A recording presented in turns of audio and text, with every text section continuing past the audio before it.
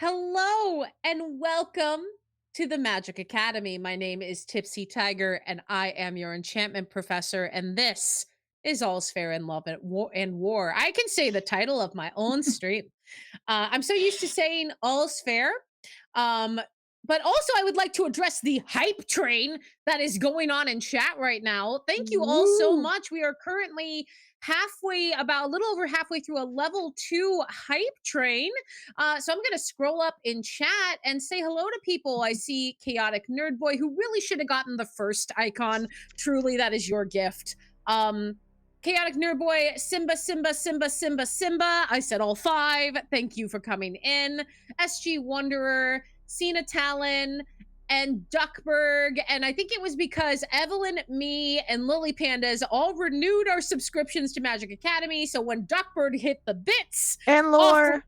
and Lore also renewed. I'm over. I'm just a piece of shit. It's okay, guys. Yeah. Look, I didn't see it. It didn't say. It's not in my chat. We also got a gifted sub from Cena Yeah. Talon. So Thank you. Duckbird started us off with 100 bits. Thank you so much, and thank you for the gifted sub from Cena Talon, giving that to the lovely Knights of Silver Moon. And thank you, Laura's mama, for the 100 bits. Hi, Mom. Thanks, Mom. Thank you, Mom. So thank you guys so much. Everything goes to us making the stream bigger and better all the time. Speaking of making the stream bigger and better all the time, a few announcements. We are past the halfway point for All's Fair. We will be running. Thank you for the gifted sub to Goblin, Chaotic Nerd Boy. We just made it past the level 2 hype train. Thank you. And Churney resubscribed. And Churney resubscribed. I swear I'm catching up. And thank you, Charlie Isn't a Weirdo, for coming into chat. It is so good to see you. We appreciate your lurk. So announcements. So this is a little over the halfway mark for All's Fair. We have this and 2 and 3 more sessions. And then the adventure will be over. So because of that, please be sure to tune in as we get closer and closer to the grand finale of this mini campaign. But however, tomorrow we'll be doing session 2 of Odyssey of the Dragon Lords at 6 p.m. Central, which we're very, very excited about. And I also want to remind you guys that released on the Patreon at 9 a.m. Eastern tomorrow will be the Diana preamble. So we had the Cal preamble, now we have the Diana preamble. So we're excited to keep getting that out to you. A special thanks to our notification squad, which is Leaked Prism, Duckberg, SG Wanderer, Chaotic Nerd Boy, and Charlie Isn't a Weirdo. And then on Saturday, we will be having our special event, which is Evelyn sometimes will be playing the Hunger Games simulator, and having some commentary done by our very own Magic Sheeb and Lore. So please be sure to tune into that at 12 o'clock Central. And our new community goal should be up. So we are trying to get I see the follower goal. So our follower goal to 300, which is an emo stream. And if we get to 300 followers, we will be doing an emo stream and it will be fun. I don't know if there's anything else. If there's anything else, I will await Magic to yell.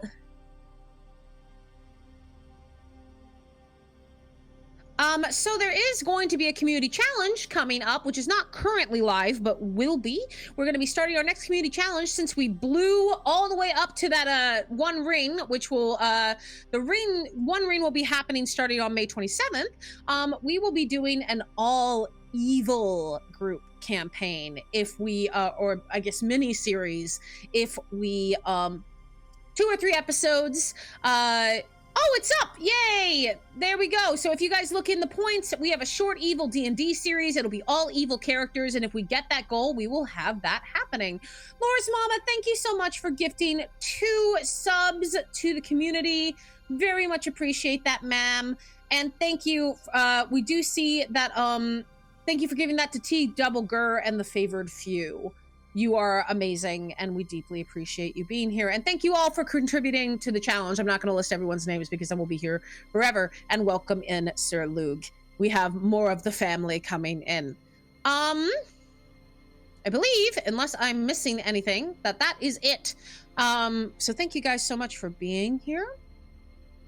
And we're going to go ahead and get started with the recap. Last time on Magic Academy's All's Fair, the party was entrenched deep in enemy territory in the realm of the Celestial Camp and confronted with, to one of our team, an all too familiar and unwanted face.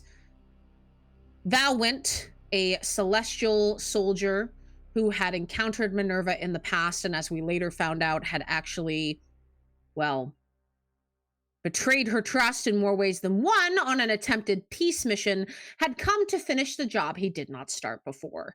The party got into an intense combat with 3 Devas, 3 Quaddles, and Valwent himself, as other infernal forces fought with the celestial forces outside of the camp.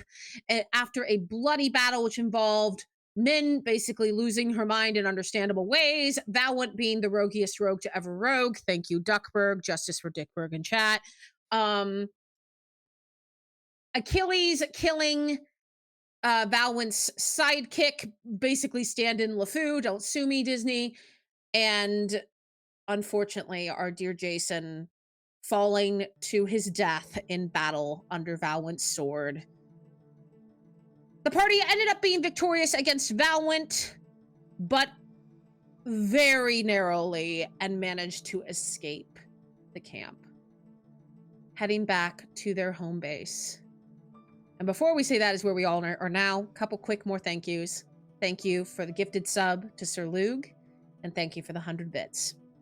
And now I'm not going to talk about any of that stuff, except for yes, what's up, Lore? I just want to say that I did get Hi John, I'm Dad's chat to get hashtag justice for Dickburg to... Yes! I did get hashtag justice for Dickburg. Hashtag justice for Dickburg.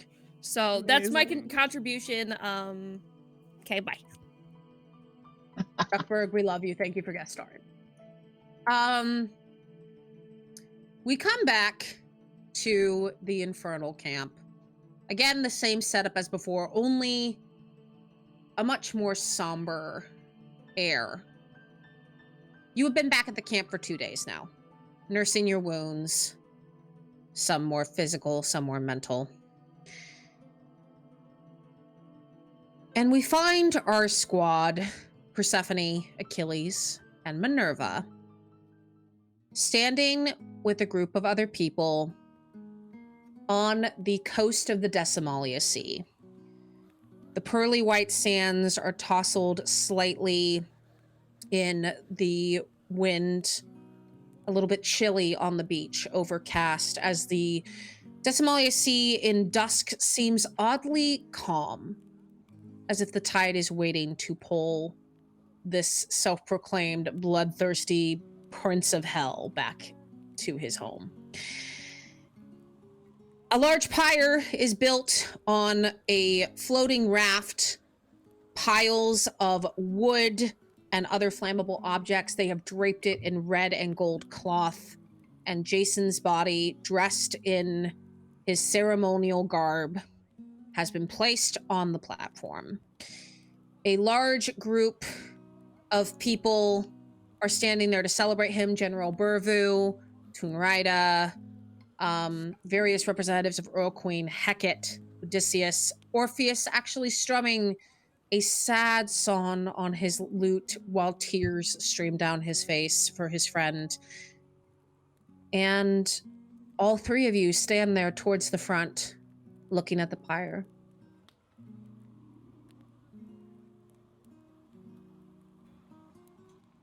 Achilles is dressed in his ceremonial garb, shield and sword on his back. What most people don't notice is the bottle of wine at his side. You see his face red, fighting back every emotion in the moment, gripping this bottle tightly to where it could break at any second. Looking at the pyre, waiting for the inevitable.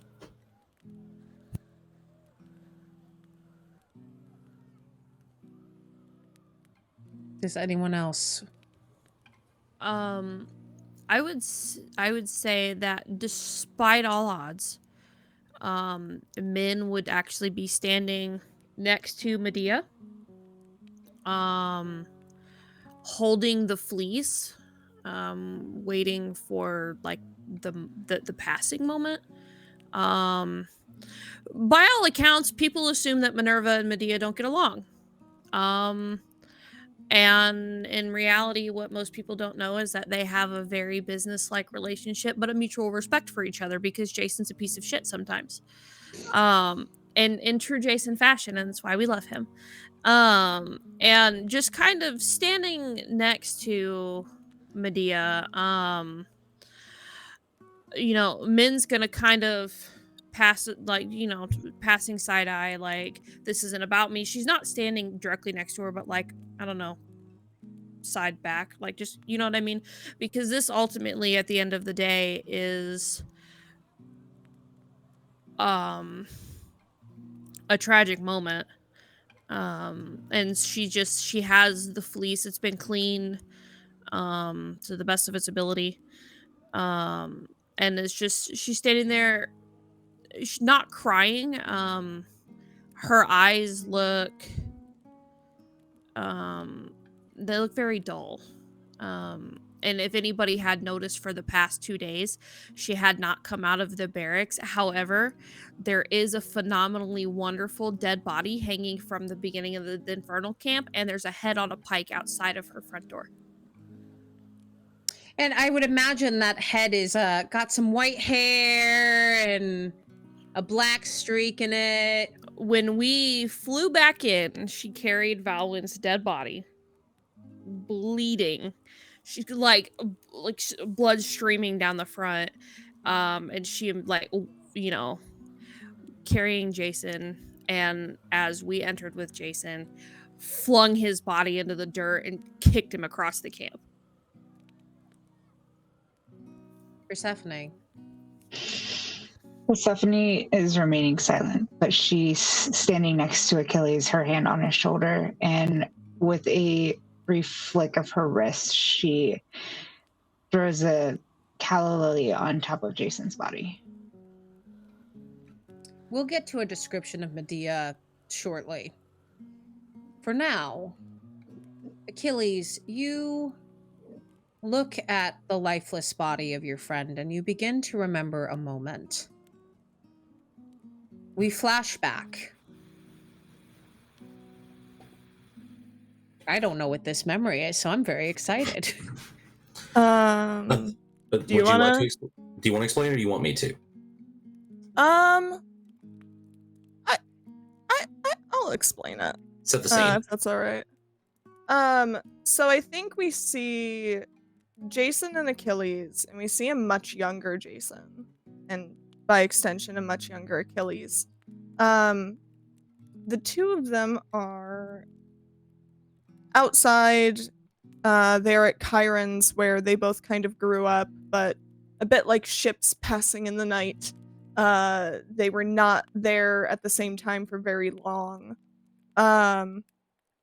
And Jason is trying to teach Achilles some move that Chiron wants the two of them to practice together, Jason being the more mentorial role and Achilles being the younger person.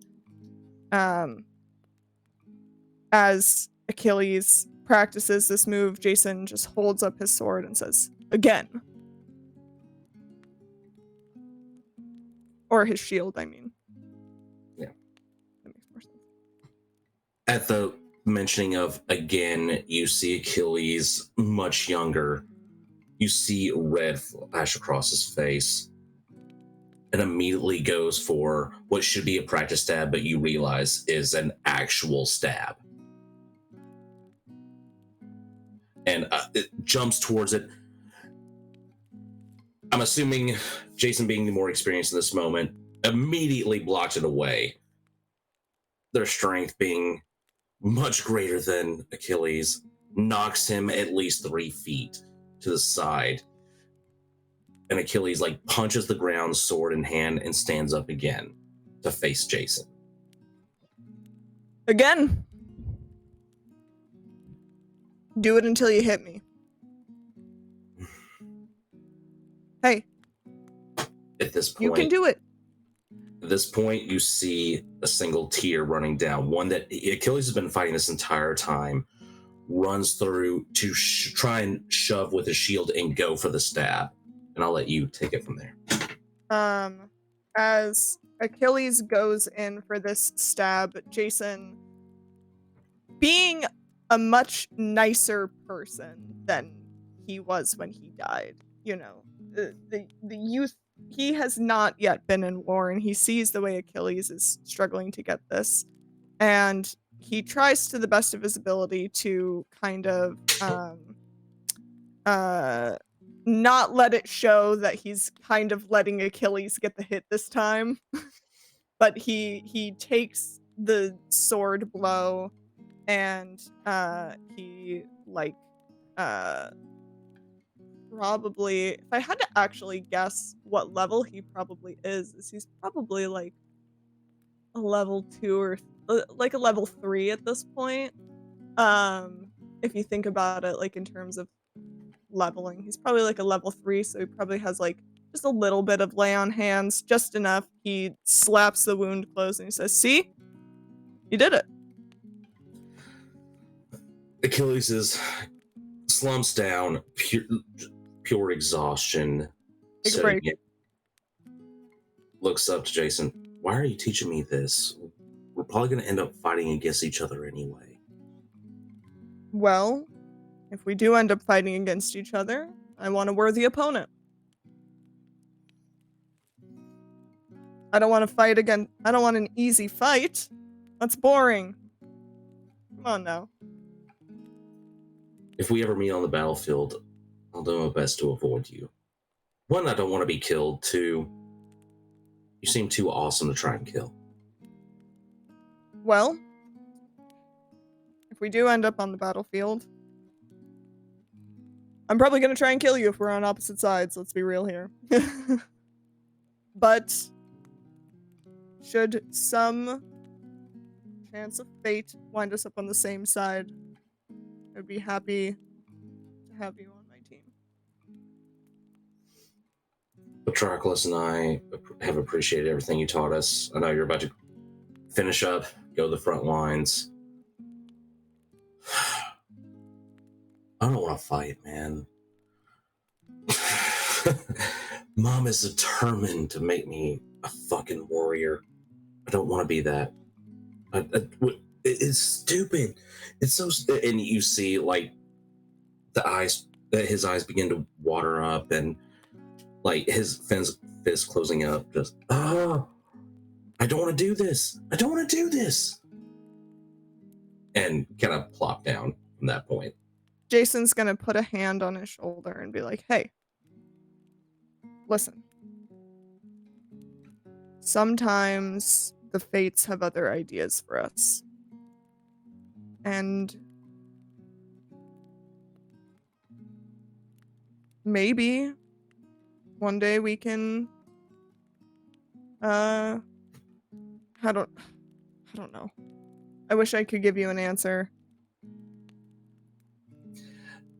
You see Achilles look up, nodding, kind of in agreement, understanding situations. Sometimes I want to say, fuck the fates. Hey, don't we all? From there, I feel like we kind of fade back to the pyre. Achilles remembering this moment and the connection he's had with Jason. The bottle breaks in his hand, and blood begins to drip from his fingers. He looks down at it, looks up, ignoring the situation. Persephone, you are also struck with a memory in this moment. Persephone thinks about one of her more recent missions with Jason and being absolutely livid that they had failed. And I'm gonna let Jason take it from there. Min and Achilles at this point have gone off, and Jason and Persephone are the only two left in the room. Jason's gonna kind of nudge Persephone. You look pissed. Come with me. At this point, Persephone hasn't known Jason very long, but there's nobody else around, and she does know Medea, and knows that no matter what, she's probably safer with Jason than wandering around the camps by herself. So she goes with him. Jason is going to kind of lead her on a bit of a meandering path through the camp until they reach this area where basically this is just where all of the like junk ends up. Like, you gotta have a place to put your trash, and this is the place where trash is put. There are like broken things and like maybe broken furniture and all that stuff. And Jason looks around and finds like a hefty piece of wood that's probably about the length of a baseball bat and hands it to Persephone. Smash something. I'd prefer it wasn't me, but I suppose I am also an option. I actually laugh at that, and you sure you're an option, because that would be really therapeutic. And he'll just hold out his arms and close his eyes. You know, there's a lot of trash around here, but sure. Instead, I take a swing at like the nearest glass vase that's next to his head, and I laugh a little bit maniacally at that. I'm like, I'm not really gonna hate you. I kind of need you to be able to beat the crap out of other things. And breaking you doesn't seem like a good idea. Plus, I'm sure men would have my head. Fair enough.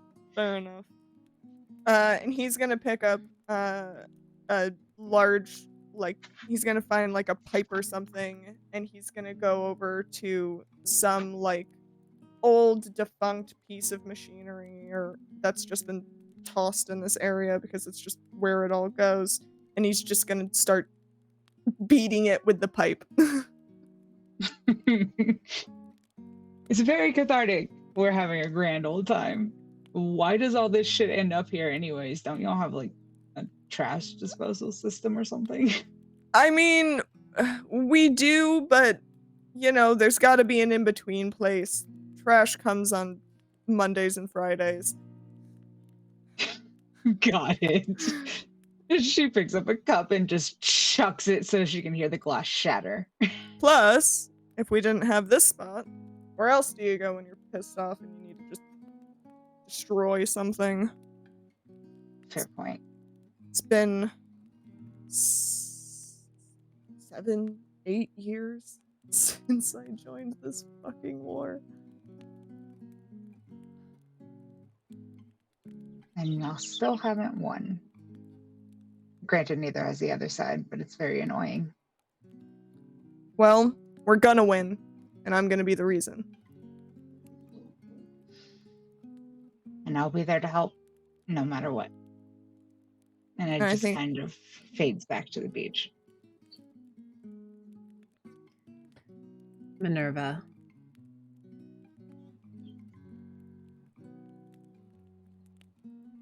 I'm gonna... Evelyn, I'll let you start this one off, because ours is a little different. I'm not quite sure I quite remember where ours starts. I'm trying to go back through and find stuff. Please hold while we try to remember all the sad things. Let me try to remember the things. Hang on, I can ping you real fast. I'm totally not crying with my camera off over here. We're fine. Everything's fine. Oh, there buddy. you go. There you go. Oh, yeah. So, we see... the scene we open on is like... And I know that Med Bay is the sci-fi version of it, not the fantasy, but the consuming a lot of sci-fi lately, so I'm gonna say med bay. We see like a med bay, infirmary tent, something like that, and Jason is laid up, covered in bandages, and just like clearly has lost a lot of blood. His like alizarin crimson red is like a fuchsia, is like a little bit pale, and he just looks fucking out of it.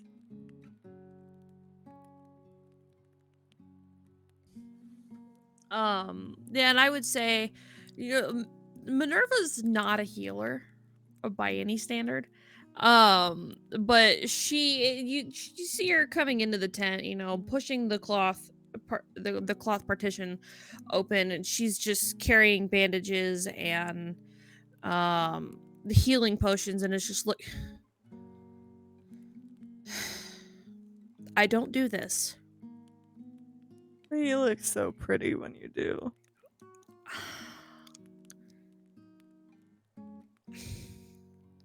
And she's gonna start just, with the biggest eye roll known to man. She's just gonna start undoing his bandages, and as she does, she does the bandage down his arm, trailing her finger along the slash marks.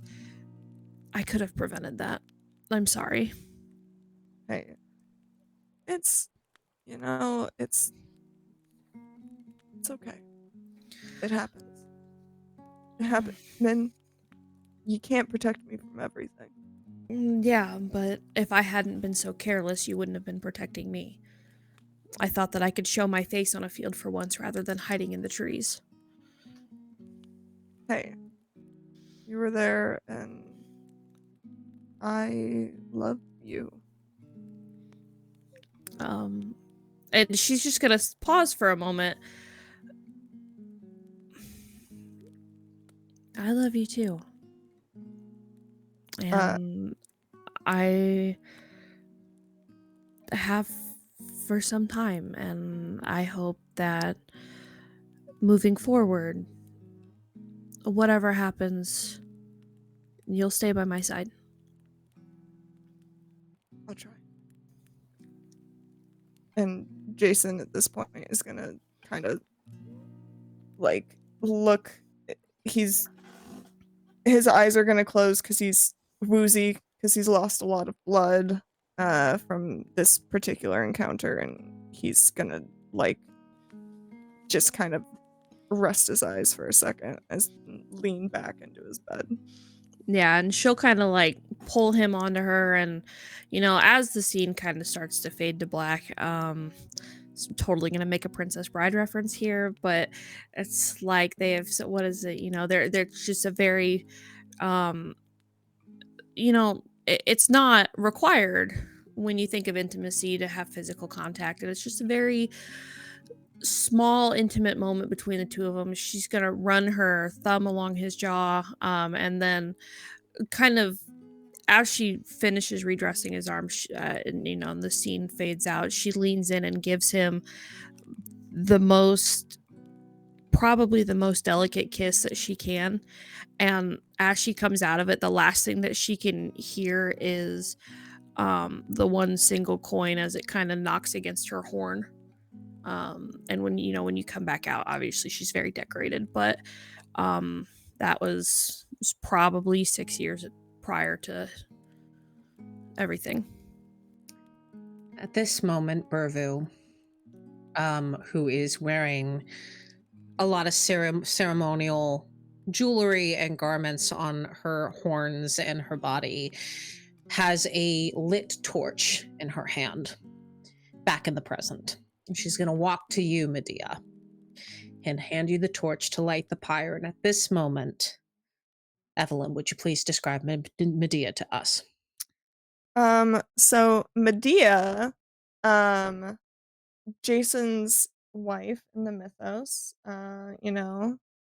Medea the play, is the references and whatnot, But she is currently she's wearing black. Normally she wears green, but she is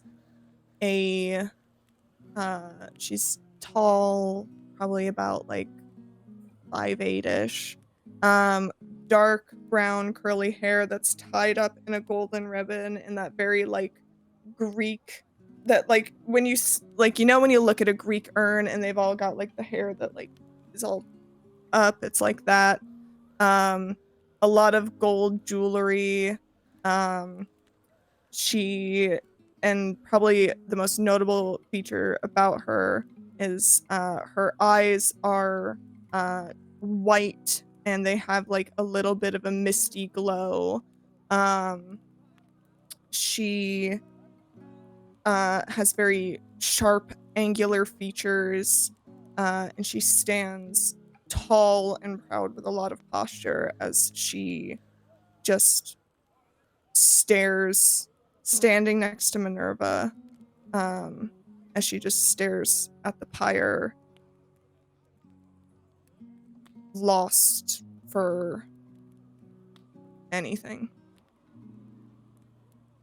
In this moment, Orpheus stops playing his lute, puts it on his back, bows his head in respect, and everyone parts a bit like the Red Sea.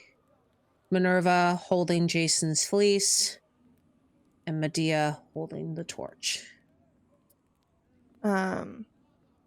Medea will, because the fleece is not going to be part of the pyre, that is going to go to their sons. But Medea is going to take one hand and reach over and squeeze one of Minerva's hands, and then is going to walk forward and just place the torch on the pyre and touch his face one last time before backing away and returning to her spot next to Minerva.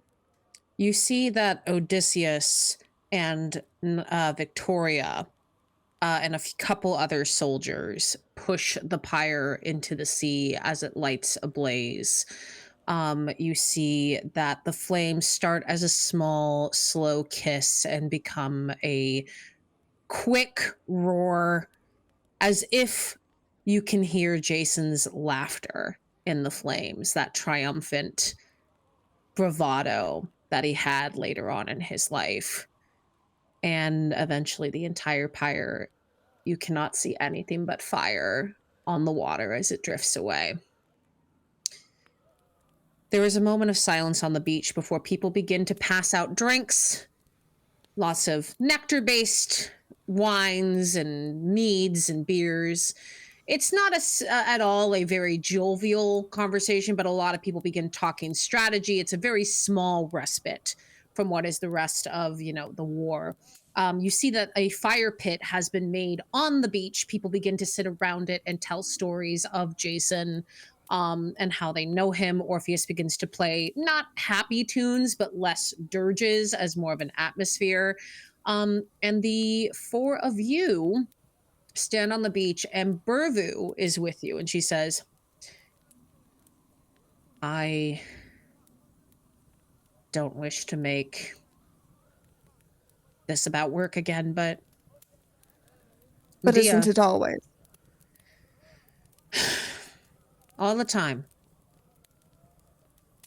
We're all gonna die. Not just Jason, if this keeps up. Some serious measures are being made. Research is being done in Infernalia to see if there's any way to infiltrate them deeper. I am sending Toonrida back there to do some deep research. We can spare them for a little bit if they can find us something, anything, especially since you're here now, Medea, but these three are going to need you. Two of them might. At Minerva this can take point, care of herself. I have no doubt about that. Achilles is going to smash a bottle right there. It's like, can we not have a fucking day to mourn before we even think about the next mission? No, we fucking can't, Achilles. In case you haven't noticed, this war has been going on for 500 fucking years and we still haven't won. So no, I'm sorry, Buttercup, we can't. cut him a little slack. Sorry. You see, Burvu is overcome with emotion. She knew Jason for at least a decade. And you see, uncharacteristically, you've never seen this tiefling shed a tear in her life. And she dabs at her eyes and just goes, "This is fucking stupid." Hurts too, all right? I'm not heartless. He was my friend too. Okay? Achilles is plops on the ground, just staring at Burvu. Is like, send the next mission. Whatever you have to do. Don't worry, we'll handle it, as we always do. For now, get your health back and protect the fucking camp. Get to know Medea more than you have. And maybe I can give you one fucking day to mourn. And you see Burvu turns on her heel and walks away.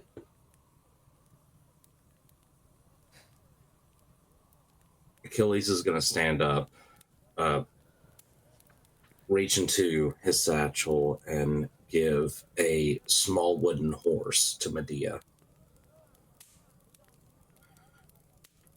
This was supposed to go to Jason to give to his son before he passed. I want to give this to you to give to him as a promise that you will come back. Regardless of any problems we've had, all of our... I don't like you, but I will make sure that your and Jason's son is taken care of. I'll make sure that you get to see him again. I'll make sure it goes to the boys.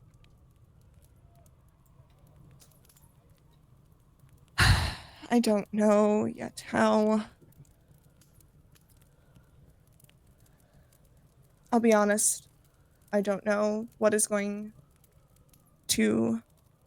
I wish I could tell the future. Sometimes I wish that I were a wizard skilled in divination and that I could tell the future and figure out exactly what is in store for the future of my sons. But I can't. Can I? I will None give of us this to can. them, and I appreciate that, Achilles. You understand You what it just is. you And see like the tears running down. It's like, I don't expect you to understand. We have never liked each other. However, there is a respect in grief, in shared grief. you see Achilles fighting back even harder, his face going full blood red, holding this like, yes.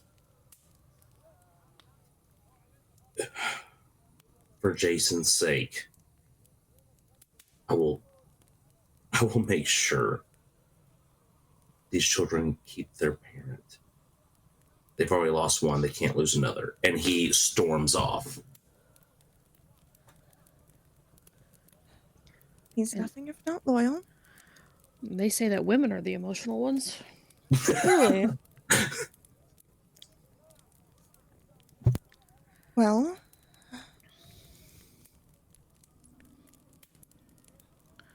I suppose we had better prepare for what lies ahead.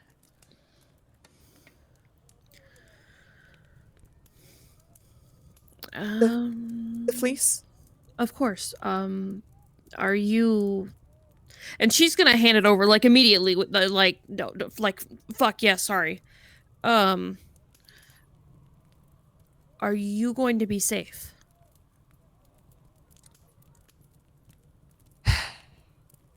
That is quite the question. I don't know. To be quite honest with you, I would completely understand if the Infernal Army wanted me dead. After all, I know much of their secrets. Probably quite a lot of more of their secrets than I'm sure they would like. And seeing as and she gestures to her eyes, am of celestial descent, that puts all the larger target on my back. However, It would also be very foolish of them to get rid of me, despite the fact that I no longer have Jason as a reason to keep me here. It's a bit of a double-edged sword. On the one hand, it would be beneficial to get rid of one more ASMR who knows too much about them. But on the other hand, they would lose a strategy. They would lose an important strategist. I don't know if my life is currently in danger. I'm going to act under the assumption that it is. Do you still have that contact Oh, of course. where I can send the boys? Of course. We'll make arrangements. Probably not tonight. I know that I can't imagine how hard this has been on them, but we'll make arrangements and get them taken care of first thing. Thank you. The younger one doesn't really understand, but Ferris is... I just don't want them to become warriors. As you say this, you hear the crackling of the large bonfire, and you see that Achilles, as you're walking past it, you are beckoned. All four of you are beckoned to by someone. Can we please have our dear guest star appear on camera, if you would be so kind? Heracles, would you please describe your character, played by the wonderful Magic Sheep? Hi.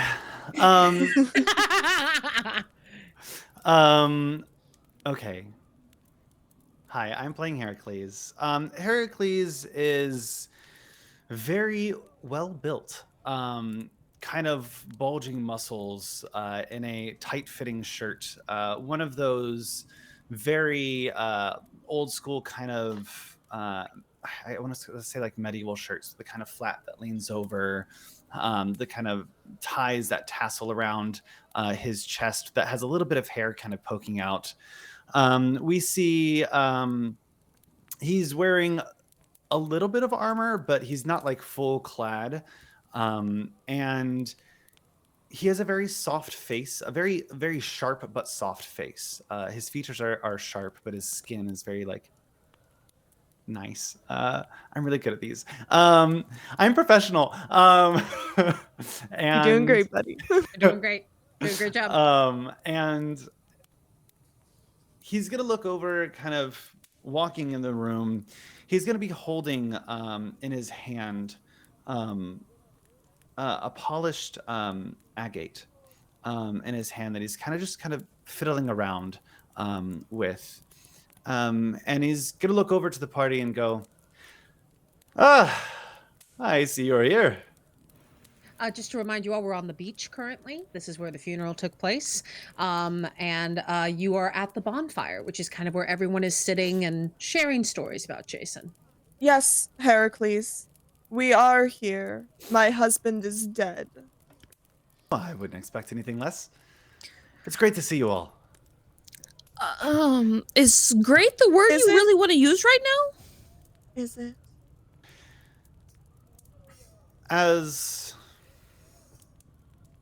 someone who's been around a lot of tragedy, I guess this stuff doesn't hit me nearly as much, I would say. I'm immediately throwing a piece of glass. Roll a ranged attack, I fucking guess. Oh, I love you, Magic, but you just pissed me off.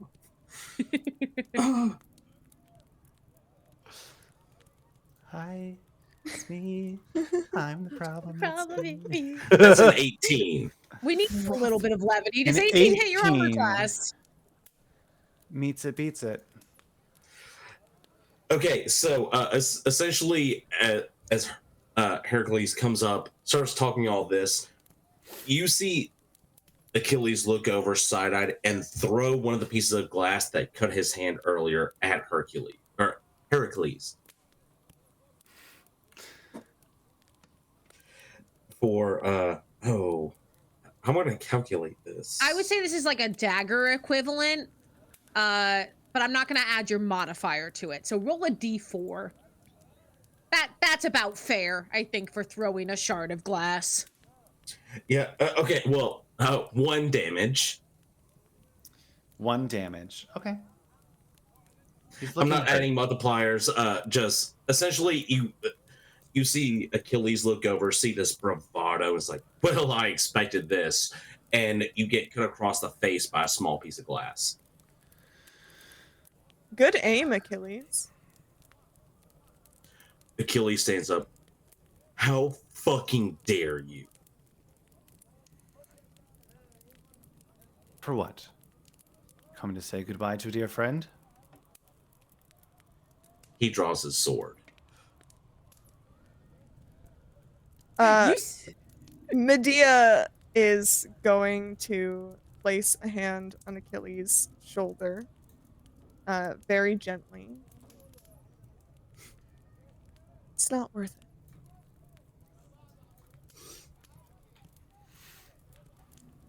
He needs to understand. And with that, Achilles throws the sword back into his sheath and storms off from the group. I'll go get him. That would be best. So, Heracles. What's up?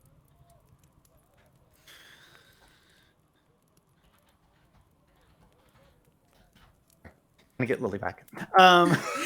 We're having some mild tech issues right now. If you could bear with us. We're trying to get Persephone back, and we appreciate your patience as we do that. So There we go. There Hey! you we have are. Can I tech come issues, over here everybody. now? Pixies. It's It cool. is hard to role play and copy links at the same time. It sure Yes, is. it We is. appreciate you. We appreciate Oh, you. it Let's is.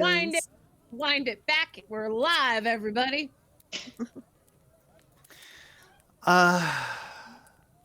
Well, I actually came to see you, Medea. About? No, we're not on the best of terms. But I thought that you should have this. And he's going to hand out the stone that he has been playing around with in his hand. It is a small, polished agate rock that bears a small symbol of the Infernalia on it. And it is very beautifully done. He would have wanted you to have this. Thank you, Heracles. I would like to, as subtly as possible, with my immense knowledge of the arcane arts, would like to see if there's anything magical about this. Just by, like, looking it over. And I want to be a little bit subtle about it. Okay, so 2 things. Make me a sleight of hand check. This will be against Heracles' passive perception. I don't think I'm a perceptive bitch. No. That is a 17. I assume that beats your passive. It's an 11. Well, you know. Huh? So he does not see you examining this. And go ahead and roll me an Arcana check. 15. With a 15, you don't know exactly what it is. You are getting magical energy off of it. The closest thing that you can think of based on your knowledge, you've seen stuff like this before, is it looks a bit like a stone of good luck. Okay. Do you not trust me, Evelyn? No, I don't. Bitch, And I think Medea has pretty good reason not to trust you, considering you're of the Infernal Army, and she possibly has a target on her back. So she's a little suspicious. And she's going to look at it she is going to get this first impression. She is going to pocket it, and she is going to make a mental note to ask Minerva about it later. Because Minerva also, I assume, has good arcana. Like, Thank you, Heracles. It is appreciated. I am not here for any petty war. Jason was a friend to us all. And he deserves that respect. He does. He certainly does. Not to say I didn't have a contract for him land across my desk, though. What? Oh, I mean, dabbling in some mercenary work lately. Trying to scrap some funds. A contract? For him? Yeah, it looks like some big people wanted him out. Can't say I'm surprised. He's very good at making himself a target. Or, he was, I suppose.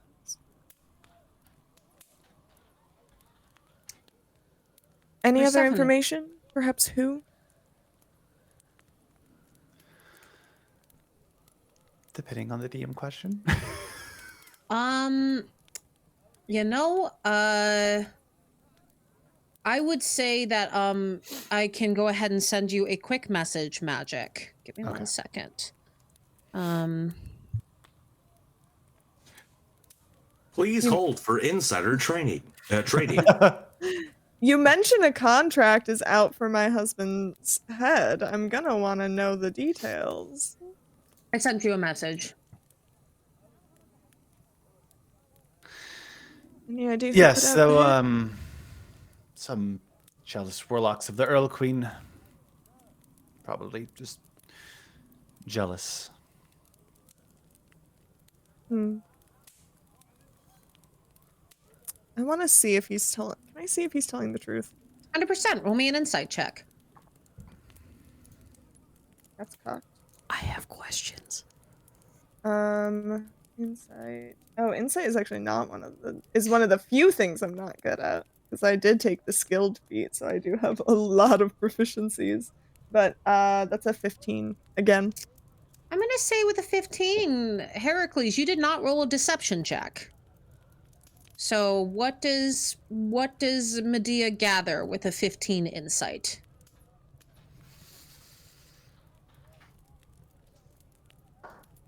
I'm going to send you a message. Give me 1 second. Yeah, no. I was also rolling on my side to see how well I was hiding it. We're all kind of emotional over Jason's death. Please work with us.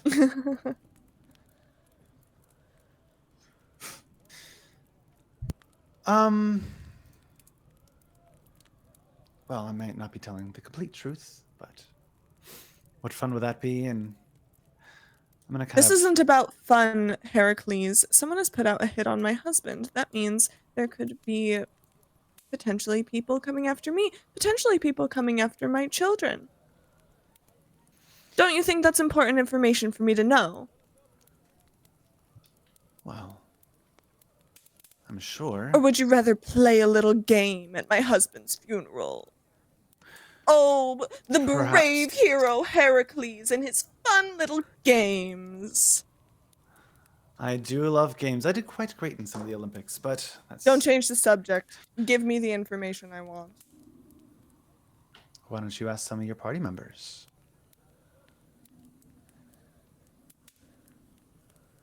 Why would they know who has a hit out on my husband? They are not mercenaries. You are dodging the question.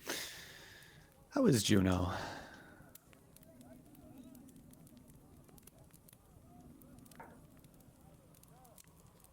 They did sign not off on it.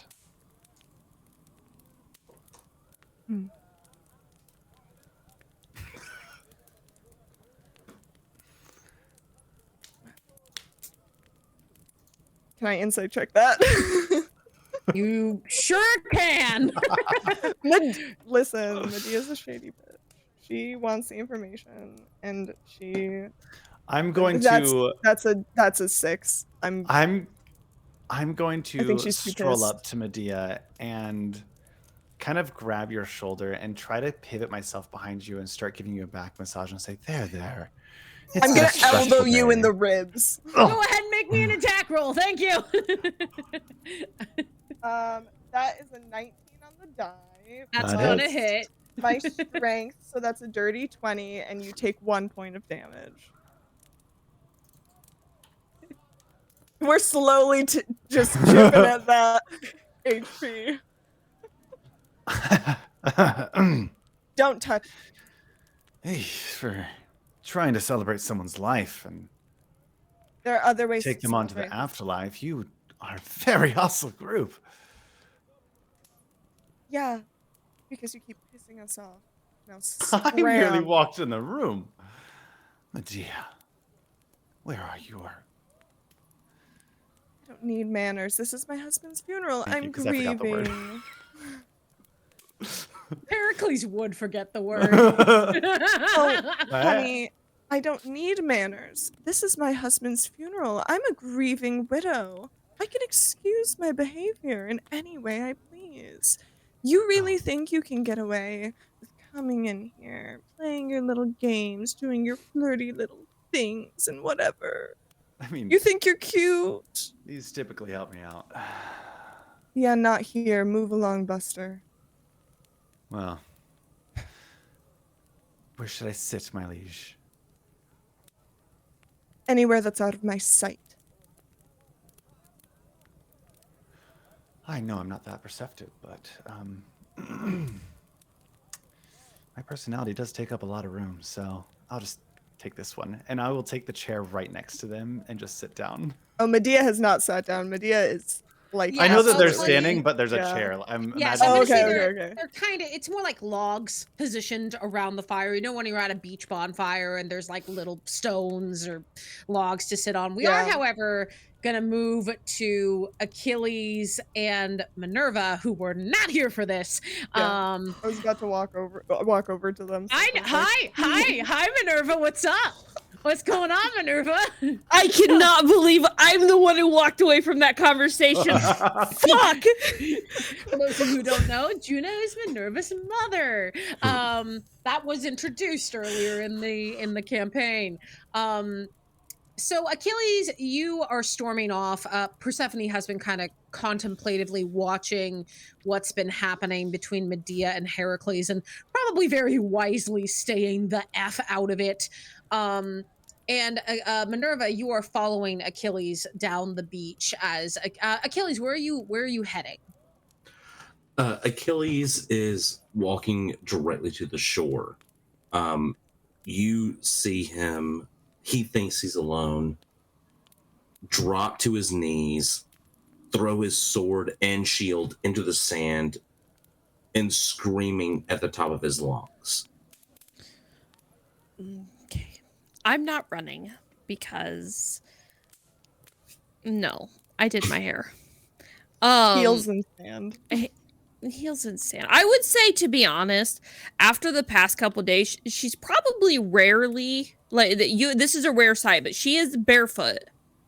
Like, we have got to get some connection because, man, her head is in outer space. And she just kind of walk up behind Achilles and are you kneeling or are you standing? Kneeling. He's on his knees. Okay. He has stabbed the ground. He threw his shield into the ground and is just screaming at the top of his lungs. Okay. I just wanted those. Okay. So no, she's gonna come up behind you and she's just gonna like put her hand on your shoulder and give you a squeeze. I know it's hard. And I know it's hard not to just take that asswipe's head off right now. But we need to be strong for Medea. We need to be strong for the boys. Achilles is sobbing into the sand at this point. Looks up, says, "How are you calm? You took his head. You took that son of a bitch's head. You put it on a spike. How are you able to contain this? Because I've been where you were when I escaped. I swore I would kill that. I swore I would kill that bastard. But despite my love for Jason, it's not my place to. I'm not the grieving widow here. So all I can do is be be strong for Medea, who really doesn't need my. I don't even doesn't really need me, but all I can really do is give you guys somebody to lean on. As you've seen, I grieved in my own way. I hung his body by his wings from the front of our camp, so if anybody comes by, they'll know. That's how I grieved. And Achilles is gonna immediately drop and like grab your hand. Like I don't want to say like unconsensually grab your hand, but just reaches back and grabs your hand and is sobbing. It's like, I can't lose anyone else. I can't lose. I failed him. His sons will not have a father because I was not strong enough, fast enough. And Min's gonna kind of crouch down in front of you, and so not like so we're eye level, and she's just gonna cup your hand or cup your face in her hands and kind of lift you up, like that good posture thing. And she's gonna hold your head up, and she's just, this was not your fault whatsoever. There was nothing you could have done. He was a target from the minute he and I looked at each other. He became a target. I was the one blemish on Val's reputation, and he would kill anybody who got in the way to get to me. And Jason did what Jason does best, and he died protecting people that he cares for, and that includes you. And all we can do now is keep the boys safe, and get out there and kill those fuckers. And if Heracles thinks that he's got some shit that he can add to us, then we'll take his information. But do not let that man under your skin, because you have worked too hard to get to where you are right now. I'd like to save time, a flashback of all the arguments and one-liners that Min and Achilles have had. Peasant. There's a small grin across Achilles' face, like, you son of a bitch, how dare you make me realize shit when we're supposed to hate each other. Achilles pulls himself up, like standing up from his shield, looks up at Min and says, okay, I'm going to complain the entire time. And I would expect nothing else. But we should probably get back. And she's... I really wanted to look down at my watch, but I realized I probably don't have a watch on. I was like, oh, hey. But she's going to look, just kind of like roll her shoulders back, kind of get that posture back in, because, yes, we call it growth. And she's going to look at Achilles. If we don't get back soon, Medea's probably going to take his head off. As much fun as that would be to watch, it's messy. You know what? I would love to watch this, and we can help clean up the scene afterwards. There we go. All right. Like high five, and we go. But as you guys head back to the other group, Heracles, you take a seat on the bench, and actually, Orpheus sits next to you. The two of you are friends. You adventured on the Argo, and Orpheus kind of goes, Heracles, my friend, and kind of slaps you on the shoulder. Good What's up, bro? times, right? Good times. Yeah, man, it was the best. God, do you remember when Jason took on like 5 of the harpies by himself? Oh man, he was a legend. He wouldn't let us go anywhere near them, but then remember there were the sirens and I started playing. Oh, I miss those times. You know, things were a little bit more simpler. I'll miss him. me too. He was good. Your husband was a cool dude. She's walking away. She is not listening. She has not heard any of this. She is walking in whatever direction Min and Achilles had gone in and is just not here anymore. Persephone, what are you doing in this moment? You have been kind of watching over things. I've been keeping an eye out for Medea because we are in the same situation in which we're both ASMR that have turned from the Celestial Army. But the minute that Heracles put his hands on Medea and she walked away, I turned to walk with her, but for those who were watching me carefully, I snapped my fingers and a cloud of mites and fleas just kind of mosey on over to the log that they were sitting on, just to annoy them. Oh, God. Bro, are you itchy too?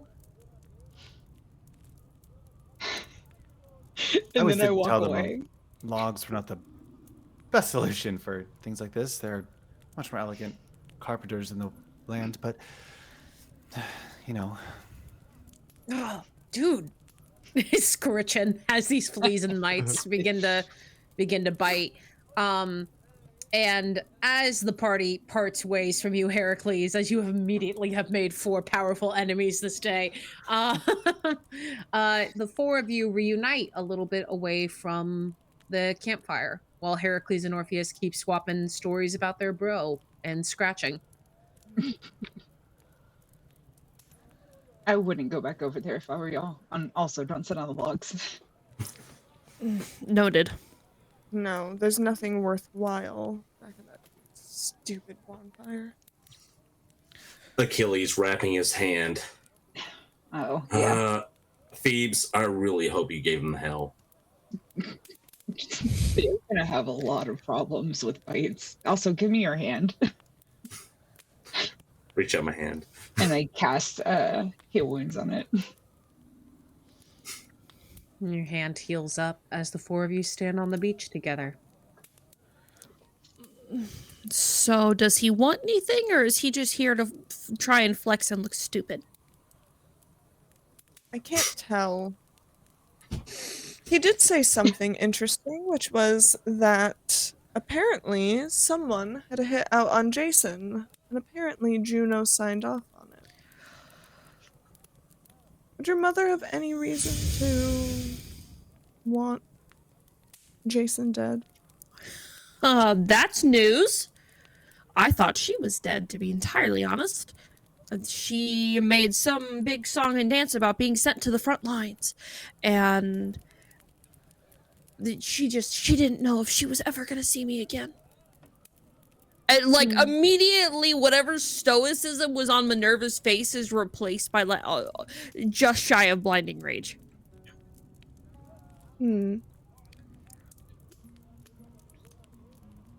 Interesting that she wouldn't tell you.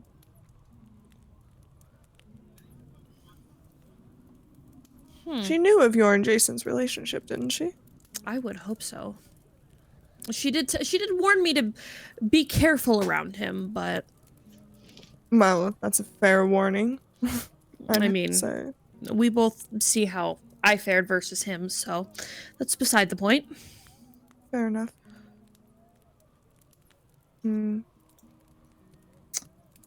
For cutting away from you for a brief moment, you see Burvu approaches you, Heracles. I don't think the 4 of you are far away enough to not hear this. And in fact, Burvu kind of stands in a way so that both groups can hear. And Burvu says, all right, we got to move on. It's what he would have wanted.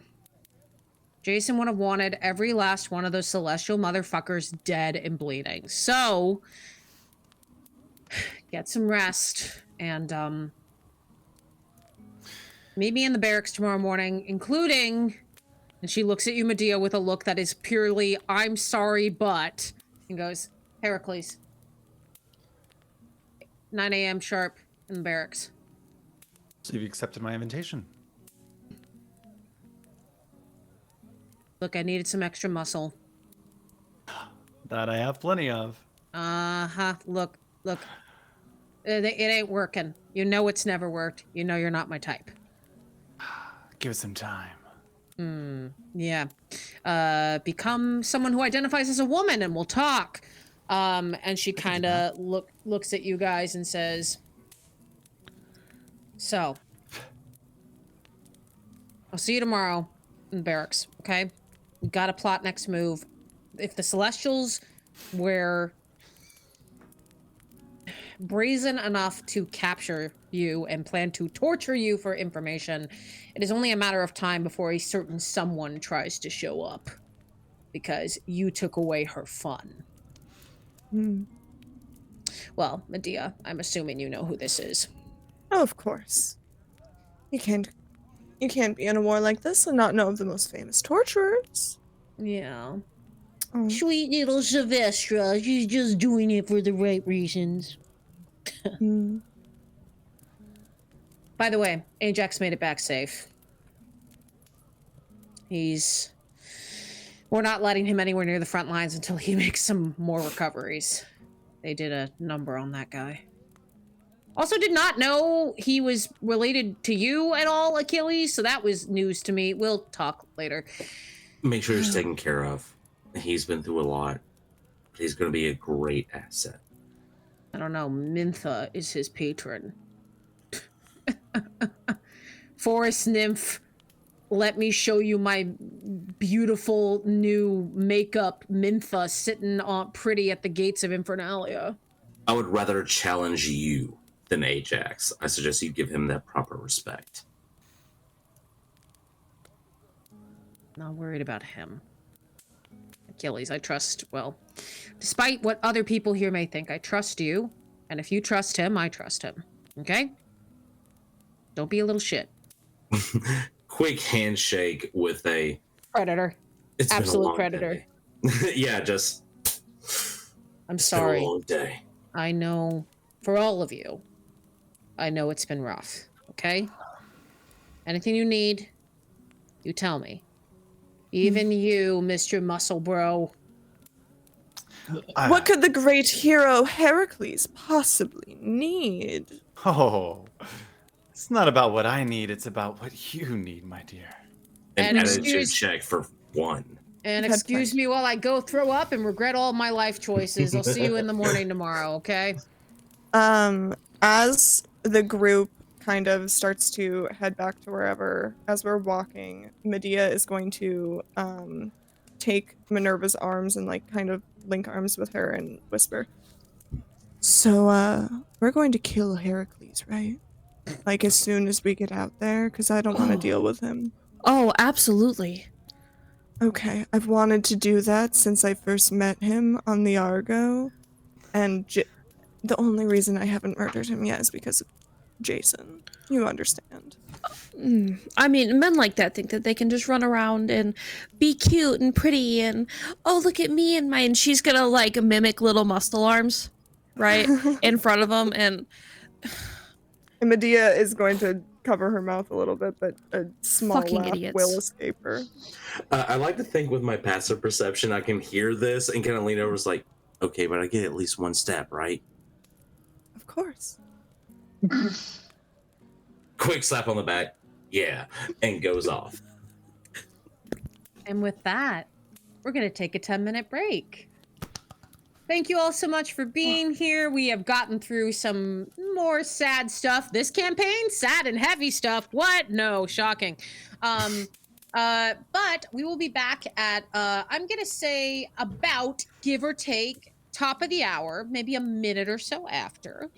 So please get up and stretch, get some water, grab a bite to eat if you haven't done so already, and we will be back in 10 minutes. See you soon. Oh, that's my cue. I pressed the button. Press the button.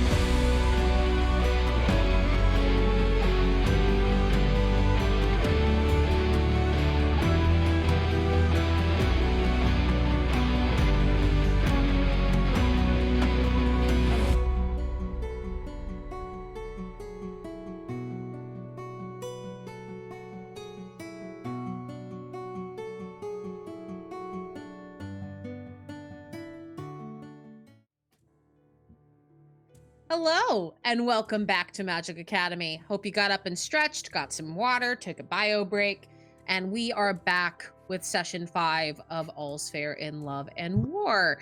A couple of things I wanted to address. We had 2 new followers come into the chat. We had MP Carry Musa 99. Thank you so much for being here.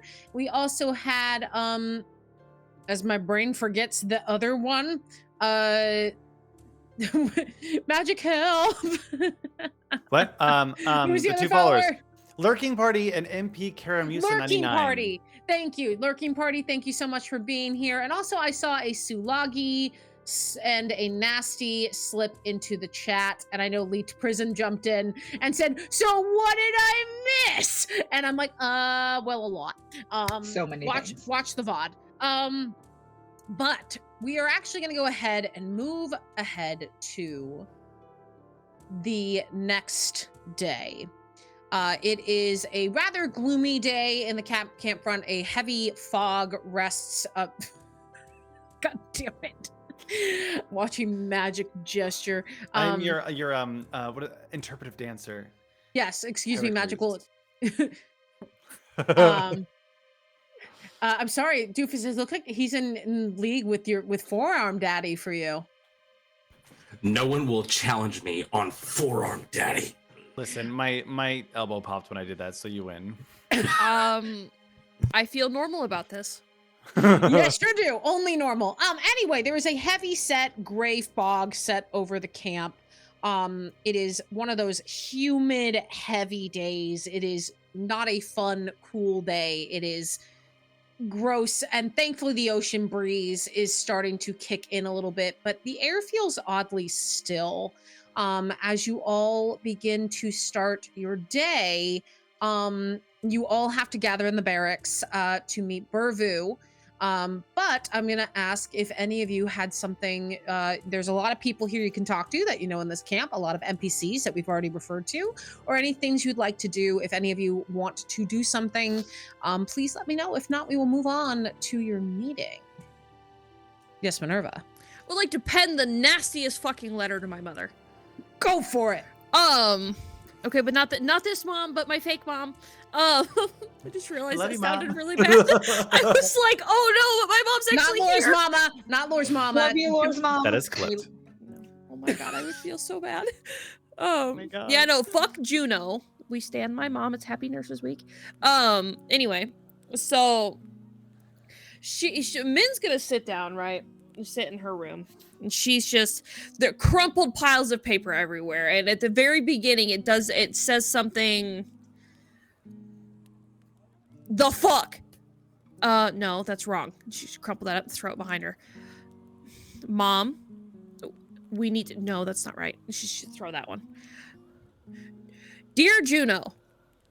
No, that's wrong too. And she's throwing it, and she is just scribbling and angrily writing. There are quill marks on her desk. It looks disarrayed. And for anybody who knows Min, knows that Min is very tidied, very organized. And she is just going to finally. Okay. And she's just going to sit down and she's going to write this. Mother. I had the unfortunate luxury of running into some Heracles. ... I would like to know why you thought it was acceptable to put out a hit on Jason, knowing full and well that he and I travel in a party together. What if I had died? And she's just gonna...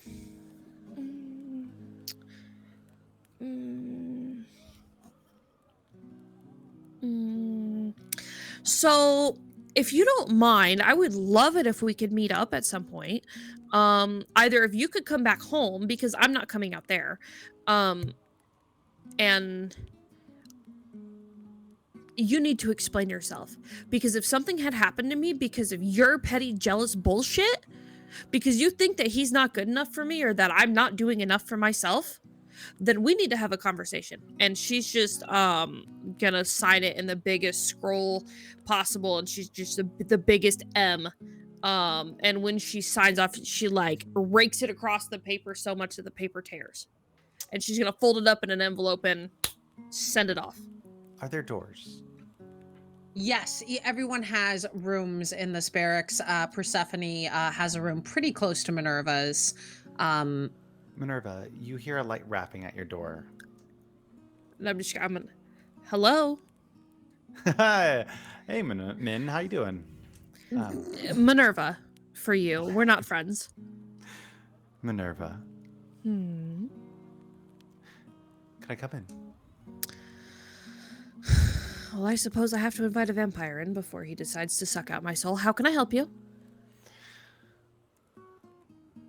You know, I miss Jason too. Okay. Well, would you like a gold star for that? Would you come here? Come here. Let me kiss you on the cheek and tell you it's gonna be okay. Right here. Get fucked. Did you want something? I just came to tell you that it's not personal in our line of work. It might not be personal for you, but when your mother puts out a hit on your boyfriend, you can come talk to me about it. Wow. And she would, Yeah, no, I she don't would, have as she's speaking to you, she takes steps forward before she's instantly has her finger just on that open gap in your shirt, just like nail pointed into your skin. Would you like to know what was on the rest of the contract? If you lie to me, I'll gut you like the celestial I have hanging outside. He's going to take his battle axe off of his back and set it down onto your bed. Just kind of hands up. No games. I know better with you, Minerva. Speak. It is just fun.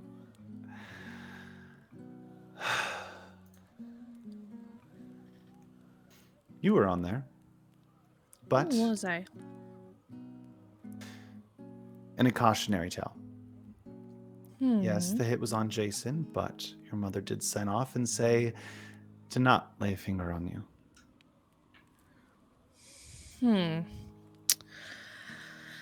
Now, what benefit would that have done you? You strike me as somebody who enjoys collateral damage. Oh, I think I'd love to lay a finger on you. I bet you would. And she's just gonna like walk her hands up until right. So now we're like finger like here, kind of at the gap right on top of your collarbone. I bet you'd love to put a finger on me, wouldn't you? There are people who want you killed, but I'm not here for that. I signed a contract to join the Infernals.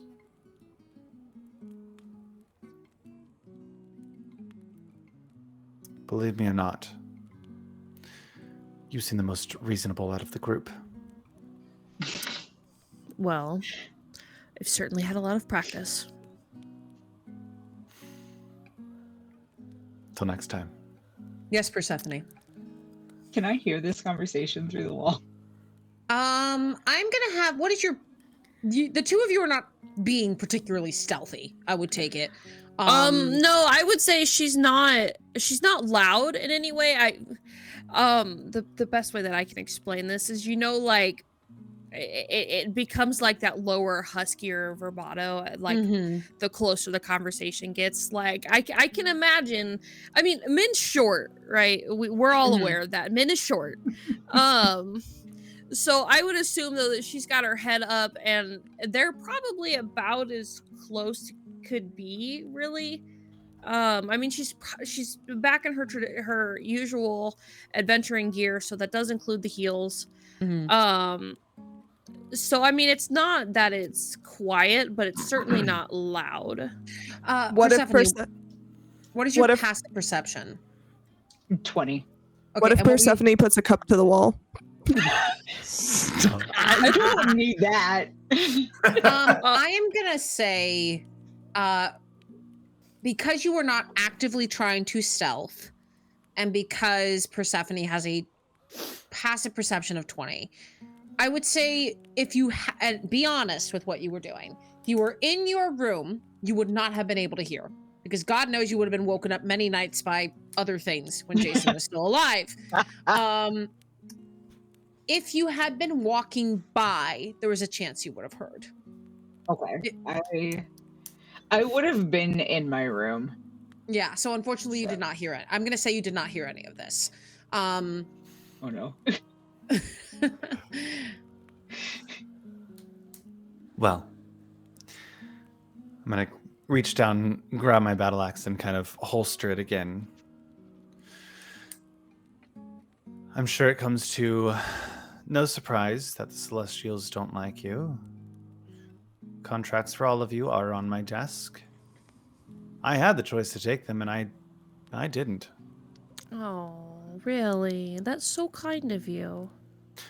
It's not And- kindness. Then what exactly can we offer you? Because we've seen it already. Hades has paid a pretty penny in order to get people on their side. I've got my pay. Don't worry about me. You four are just truly an honor to be a party with you four. Achilles. So you know my passive perception and them being emotionally distraught. Uh-huh. Sure do. Would Achilles be able to hear any of this whatsoever? I feel like they already have a distrust for Heracles, and they're just like, I'm going to allow you, as you walk towards the center strategy room, to catch the tail end of this. So, Achilles, as you walk, I'm going to say that you heard it from the point that Heracles said there were contracts for all of you from the Celestials, and he has not taken them. And you hear him say that it's an honor to work with the four of you. Persephone and Medea, at any time, you can choose to enter this conversation. Your Minerva's room is not very far from the main strategy room for obvious reasons, because she spends a lot of time in there. Medea was up very early and is already in the strategy room. Like, Fabulous. Absurdly, inhumanely early. Yeah, Burvu came in looking like She's she'd been going raised. through a lot. Yeah, Burvu came in looking like she'd been raised from the dead and was just like, oh my god. Medea just looks perfect. What the I immediately run to Persephone's room. It's like, hey, listen, I know I told you I'd let you rest, but here's what I heard, and I need someone to talk to, and everything's going on, and I don't know what to think. And I relay all the information I heard. I would say that our conversation would come to a taper, and with a kind of just. While I do appreciate the honesty, I would recommend that you stop pushing. And she's gonna lean up into your ear. Stop pushing our fucking buttons. And she's gonna push him out and slam her door shut. Persephone, I believe you said something, but we couldn't hear you. I was going to say, whoa, slow down. Like, I'm trying to get him to slow down enough to understand what the hell he was saying. I feel like Achilles is at the point of half drunk, half hungover, just spilling the beans to Persephone, just like, Jason's dead, and I'm sad, but I also heard this thing, and I don't know what's going on, and I don't know what to do with my hands, and flailing the entire time. Knowing from previous experience of dealing with drunk Jason or drunk Achilles, sorry, well, both of them actually. I put my hands on his face. I'm like, I need you to slow down, and I use lesser restoration on him so that it pulls some of the alcohol out of his system. I'm like, dude. There were hits on all of us. Heracles had them all. He said he wants to work with us. I don't know if I trust him. I don't know what to do. We're fucking turncoats from the Celestials. I'm not surprised that there's hits on us. You see think a I walk rare around moment here of with my clarity, head like, down? shit. You're kind of right there. No shit. He's a mercenary. Persephone, you hear a knock on your door. As Achilles is weeping. I open my door and I'm like, I don't even have the time for you, and I slam it shut. Achilles dives underneath the bed to try and hide. Achilles! What the fuck? Sequence of events. Knock, knock. Can I talk to you? Boom. I don't have time for you. Slam. Knives under bed. Just to make sure we're all up to speed on this. I imagine the door opening and the diving under the bed were likely intended to be simultaneous, but because Achilles is just still a little too like distraught, it happens as the door closes. Yeah, as the door closes, Achilles, why don't you make me an acrobatics check to see if you accidentally slam into the bed? Oh, I'm so glad you did that one instead of what I originally rolled. I rolled a stealth check and rolled a natural 1. Oh my Great. god. Yeah, that sounds so about right. That's a stealth check. Go ahead and make me an acrobatics check. Because stealth will come into it, because Heracles, you're gonna hear something. While the door is like in the process of slamming, I'm like, if you don't have anything helpful to say and you're not gonna, or if you're gonna play games, don't bother coming back. Not even for good time's sake. Okay, Fuck you. so Not interested for in you. stealth, it was a natural 1. For acrobatics, that's a 36. So I'm gonna say you do gracefully dive under the bed, but because the bed is rather low to the ground, Heracles from outside, you just hear a With a few sobs in between. Yeah, I'm gonna take what Charlie's a weirdo set isn't a weirdo said in chat. Your feet are hanging out on the side. Persephone, you as you're like saying fuck you to Heracles on the other side of the door, you look and it's just Heracles' feet, you just hear this. Oh my god. Achilles, you have to like get out from under the bed. We have to go to work. And You don't unfortunately see that me. means we have to work with Heracles. You don't see me. I fucking see your feet! I am one with my surroundings. You're gonna make me use all my spell slots before we even leave this fucking camp. A slow army crawl out. Just, okay, we can do this. Lion face. Sad face. You shouldn't even be that drunk. He holds up his hands like, I got a few more cuts since the last conversation, and we just continue from there. God. You guys all go into the strategy room, and you walk in and you see Burvu is drinking the blackest coffee you've ever seen, like strong as fuck coffee.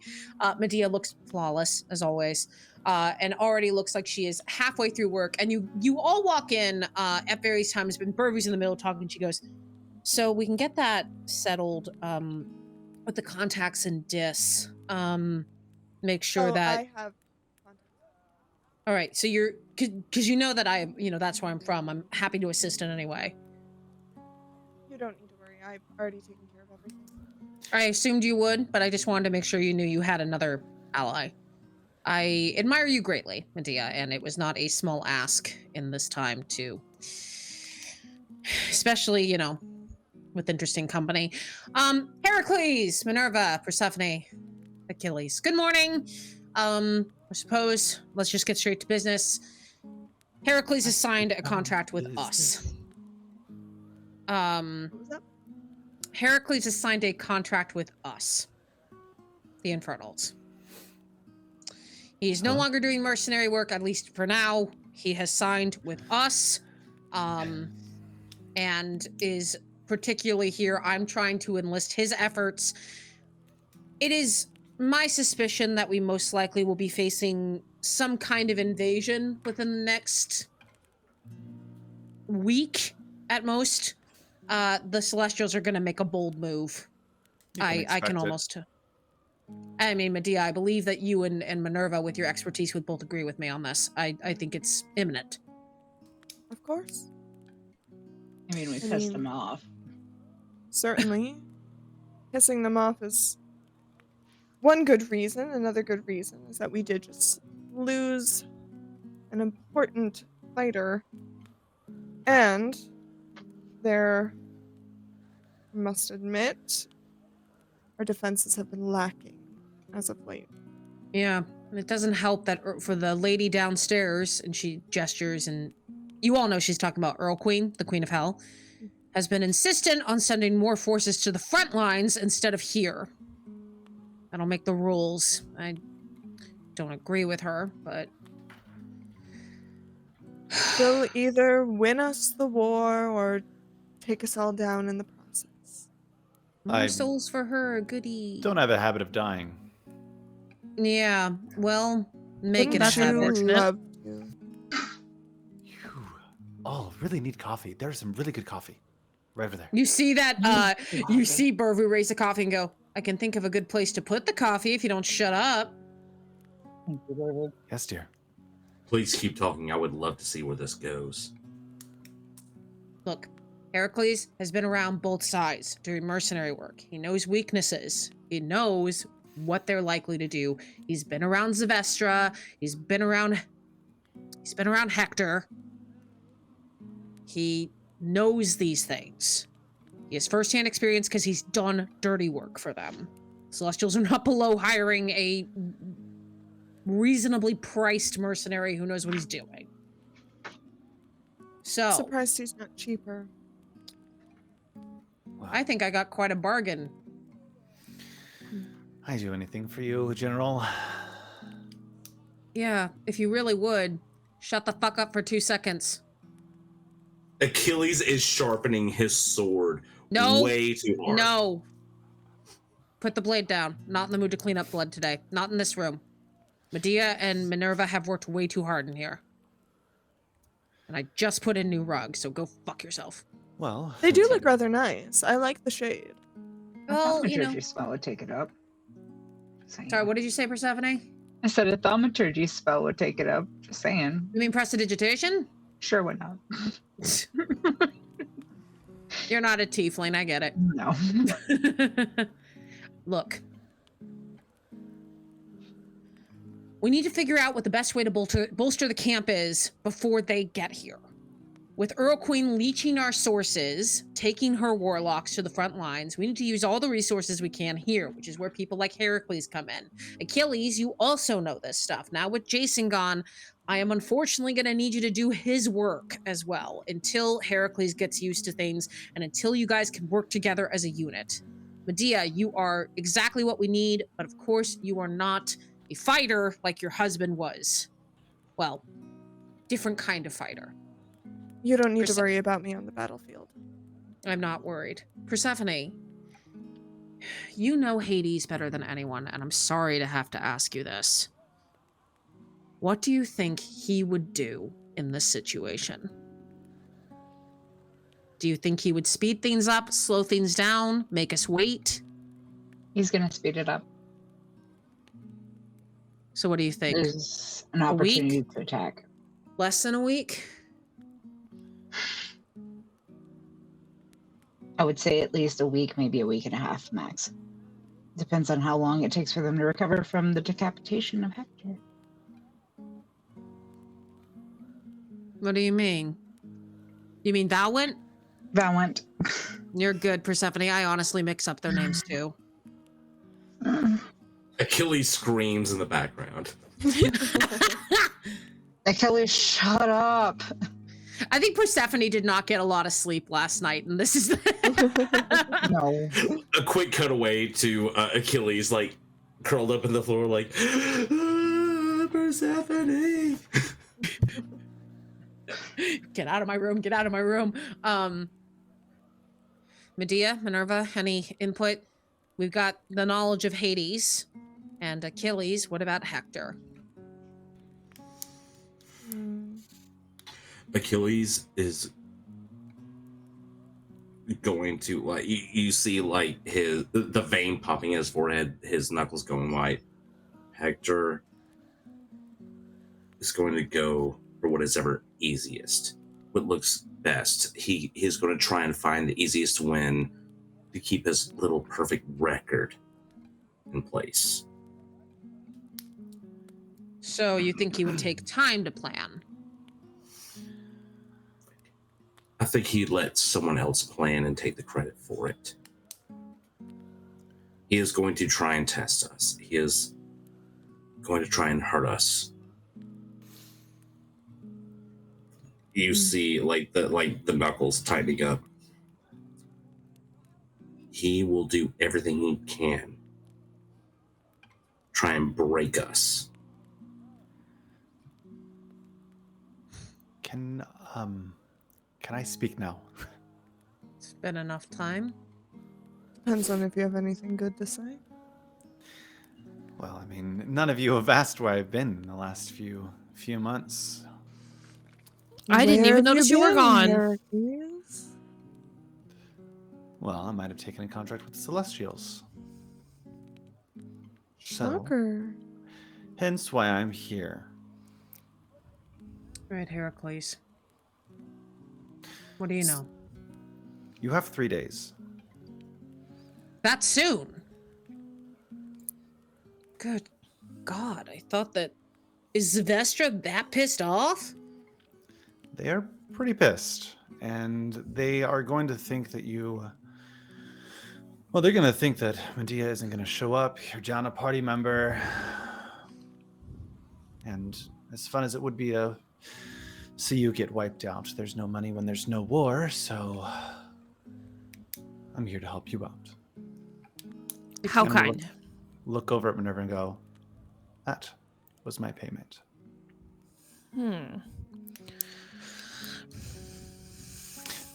There's a little bit of brains up here. Mostly muscle.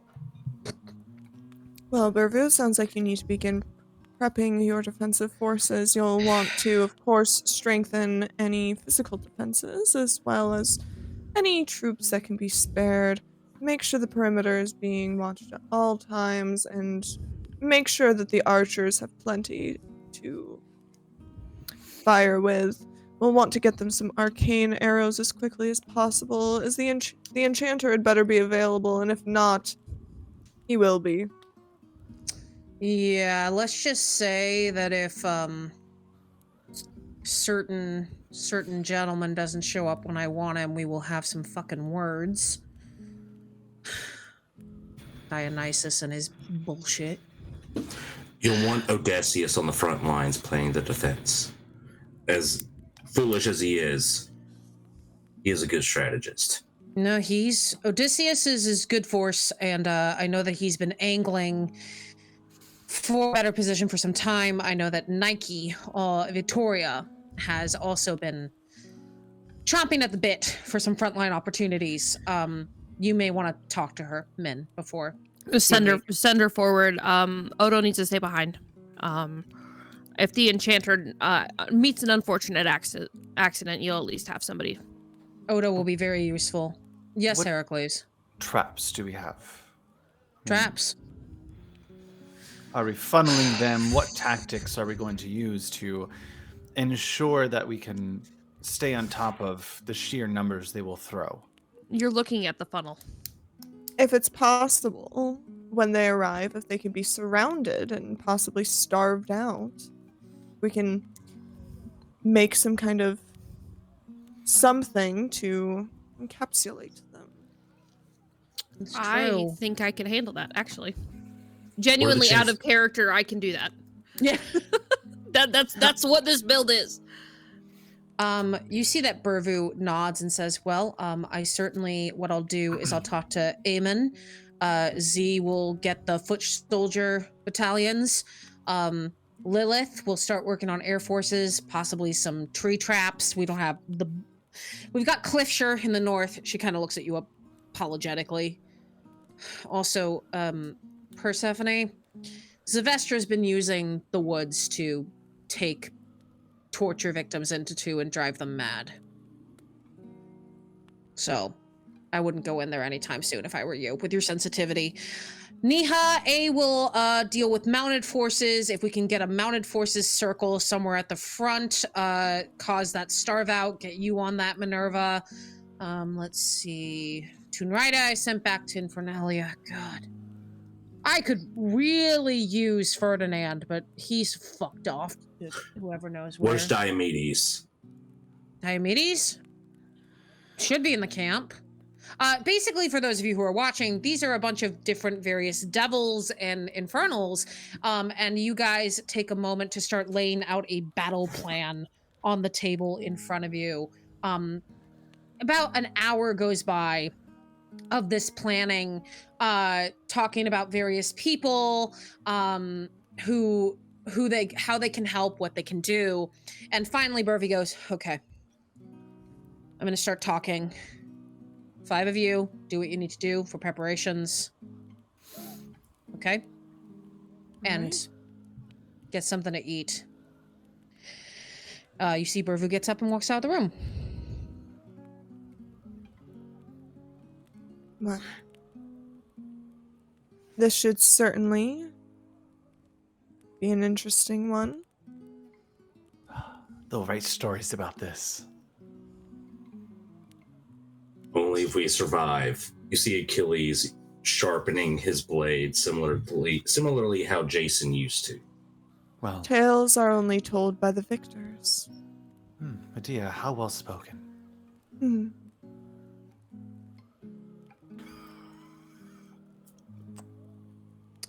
And did you have something else you wanted to add on to that? Medea, Or are you simply going to compliment me? Medea, let's wait before we kill him. At least let's finish the battle first. Not all evil, guys. I might not have an agenda that always aligns to you, and I understand that might be challenging and difficult, and I wish I had the ability to have such vigor in one motive, in one mission. You do. We call that money. Yeah, you're a mercenary, darling. Your motivation is cold hard cash. We're not saying you're a bad person. We're just saying you're a dick. Goes back to sharpening. Maybe you guys could change my mind. Minerva, you hear up and you see Odo standing at the door. Yes, dear. Can you remind me what Odo looks like? He is an owlin, correct? Yeah, he's an outlet. Hang on. Wait. I have a description for him too, but you can probably beat me to it. So for those of you behind the scenes, my Chrome is losing its mind. So whenever I try to load anything, my Chrome's like, absolutely not. Did you think you could be a GM today? Because no. Where's my boy? There he is. It's my boy. What a thing for birds. Anyway. There's all sorts of jokes there. Anyway, Odo is an adorable owlin. So in case anybody's curious, Minerva does not surround herself with tall people. Odo probably stands average 5'6". He's a beautiful, beautiful barn owl. In IRL descriptions, he has runes of magic that run along his feather patterns when he opens his wings. He wears not traditional robes, but more sort of like a sash around his waist with it's not really it's not a skirt. I don't know, what would you call that? It's not a kilt either. Is it like a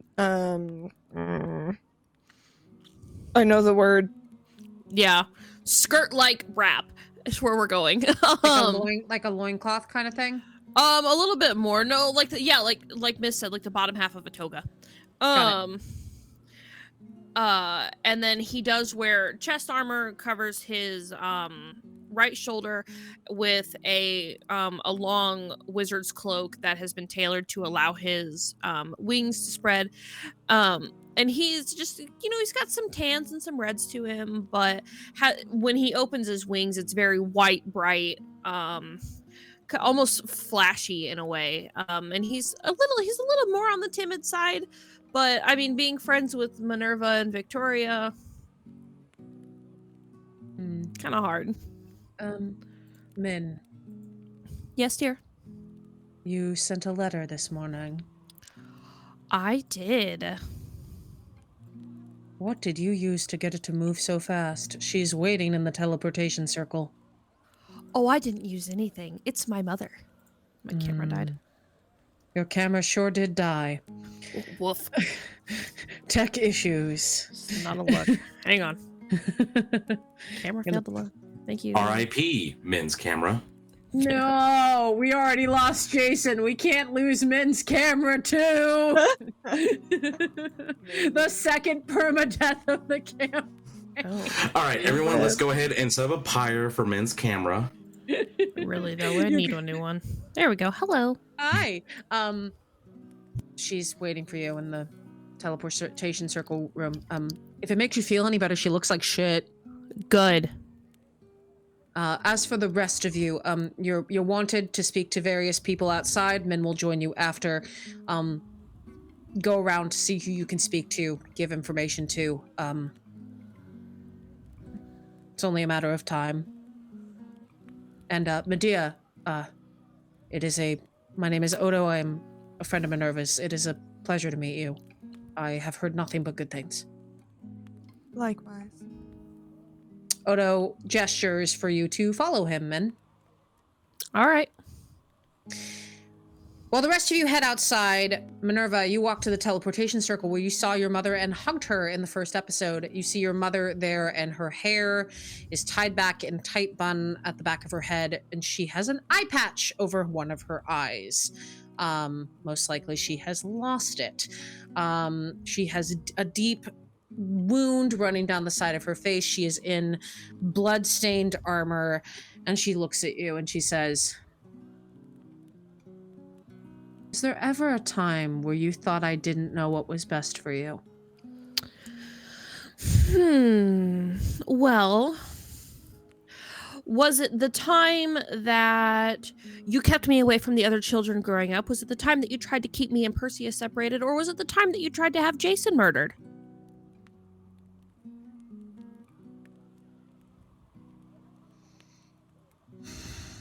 Minerva, Yes, Mother. I don't do things out of malice. You know this. You are the only thing in this entire world that means anything to me. The only reason I am here is because I wanted you. Yes, and now we see how well I'm faring versus you. No, that's too kind. I don't ever want to see you again. I do hope that you die on the front lines, because you don't know what's best for me. If you knew what was best for me, you would know that by my friend's side, by Jason's side, I have thrived as a spellcaster. I don't need somebody to grant me magic. I just have it.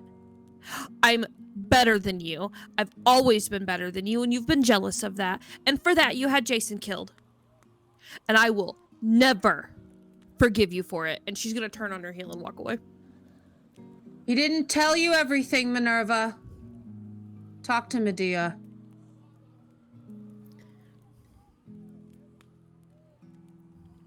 Back to the front, the four of you waiting for Minerva as people are rushing around getting things ready for the field. You see various people setting up traps. Lilith, the Air Force's expert with the giant wings, is all in the sky doing her usual rounds. What are you all doing in this moment? Threatening an enchanter to make sure that the all of the archers are properly stocked with enough like enchanted arrows. She's probably threatening him with finger of death. Not quite casting it. I'm gonna do it, Medea. Medea, you don't. I'm going to do it. Are you going to do it on time? Or Yes, are you? You didn't do it on time last time. Look, I got drunk, okay? You know how it is. So what are we going to do this time? Not get drunk. And you see Dionysus looks at you, Achilles, like, come on, man. Why is she such a hard ass? Achilles is at the same time instructing some of the frontline soldiers how to properly hold their shield, like grabs it, shakes them. It's like, if I can shake it, you're doing it wrong. I look at Dionysus. I promise you, you're going to lose this fight. Just listen to what she says. I don't have time for you. And it goes back to shaking the shields. So what are we going to do this time? We're going to do the thing right now, ma'am.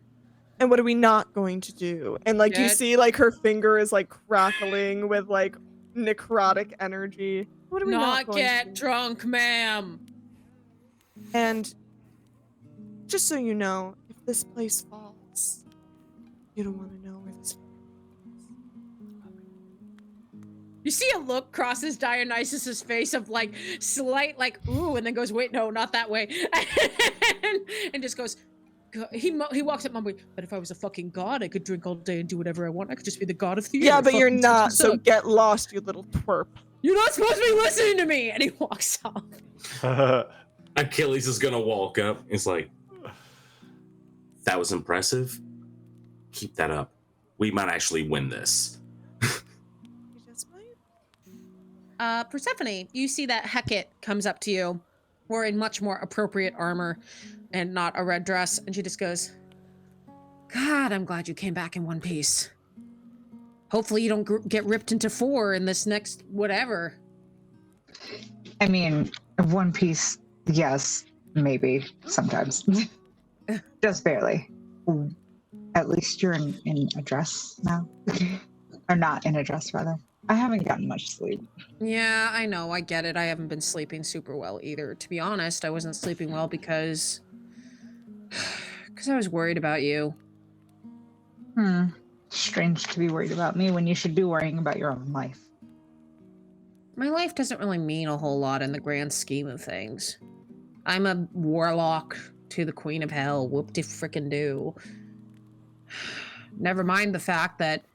Oh my god, wait. She leans in. You need to tell Minerva something. Like, I found this out and I haven't been able to tell her. Her mother put out a contract on Jason. I heard some of the other warlocks talking about it. Does she know yet? Yes. Oh, jeez. God, okay. I'm glad I didn't have to tell her. Min is one of the hottest people I've ever seen in my life and one of the scariest people I've ever seen in my life. You're not wrong. Heracles told her, I'm glad it was him, so she could nearly rip his head off instead. In this moment, I'm gonna walk up and lean against one of the pillars and go, man, Achilles' arms, I feel like they've gotten bigger. And then I'm gonna reach up and I'm gonna grab a dead flea out of my hair, kind of look at it and go, kind of flick it off. Leftovers from the spell. You see Hecate goes, I'm the tabaxi here and you've got the fleas. Fascinating. And if you don't keep moving, you're going to get more fleas. Oh, get him, Percy! What do you want? I was just coming over and I'm admiring the view. That's all. The view Thought of this was what, Hornbag? I mean, look at those heroes out there shaking shields and making their arms jiggle. It's fascinating. Do you want to fuck Achilles? Maybe. Pretty sure he hates you. Yeah. What's his I'm stack? pretty sure you all hate me, but it's time and place for everything. Oh, you know, you would think that my boss being the literal Queen of Hell would have prepared me for this moment, but no, you are unbearable. He's gonna look over and then look Persephone up and down and just go, I'll take my leave. And walk away. Ew. As he turns, I snap my fingers and there's more fleas. Damn it! You see Heracles like, ah! You see that Hecate actually puts a paw on your shoulder, Persephone, and looks at you rather seriously and says, if we don't make it out of this alive, I don't regret a single moment of finding you and saving you. Don't say that you're going to make it out alive. I probably won't. But you will. Maybe I'll see the great celestial turncoat in hell. Very likely. I don't think they'll take me in heaven. What, Rapturalia won't have you back? You don't think Hades will be like, no, bring back my ex? I would rather go to hell. I don't know. Earl Queen's pretty hot. That's promising. Anything here else if you you need to tell me? You see Hecate, like, under the black fur, gets a little red and just goes, no, not right now, and just walks away. I just kind of shrug my shoulders. I'm like, she's never going to tell me. And turn and walk over to Achilles and be I like, see the light. I can walk over to Achilles. I'm like, you better watch out for Heracles. He has a thing for you. It doesn't matter how many muscles you have. You'll never match up to what I've had before. You see, like, Also- Quake staring off and, like, shaking his head. I need to quit imagining that. All right, back to the moment. And I grab one of the soldier shields and I shake them, throw them back. And I'm still holding the shields, like, come on, and throw it at him and get back to the training. I am going to continue following Medea while I'm going through my list of spells, trying to find some way to funnel people into Min's wonderful spell that she's going to cast. Medea will like look over spells with you and like make little suggestions here and there. Be like, what about this one?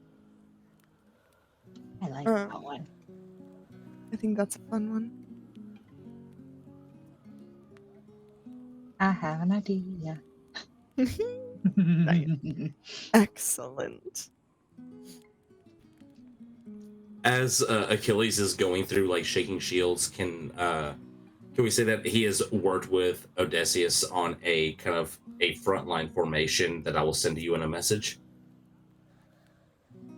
Yeah.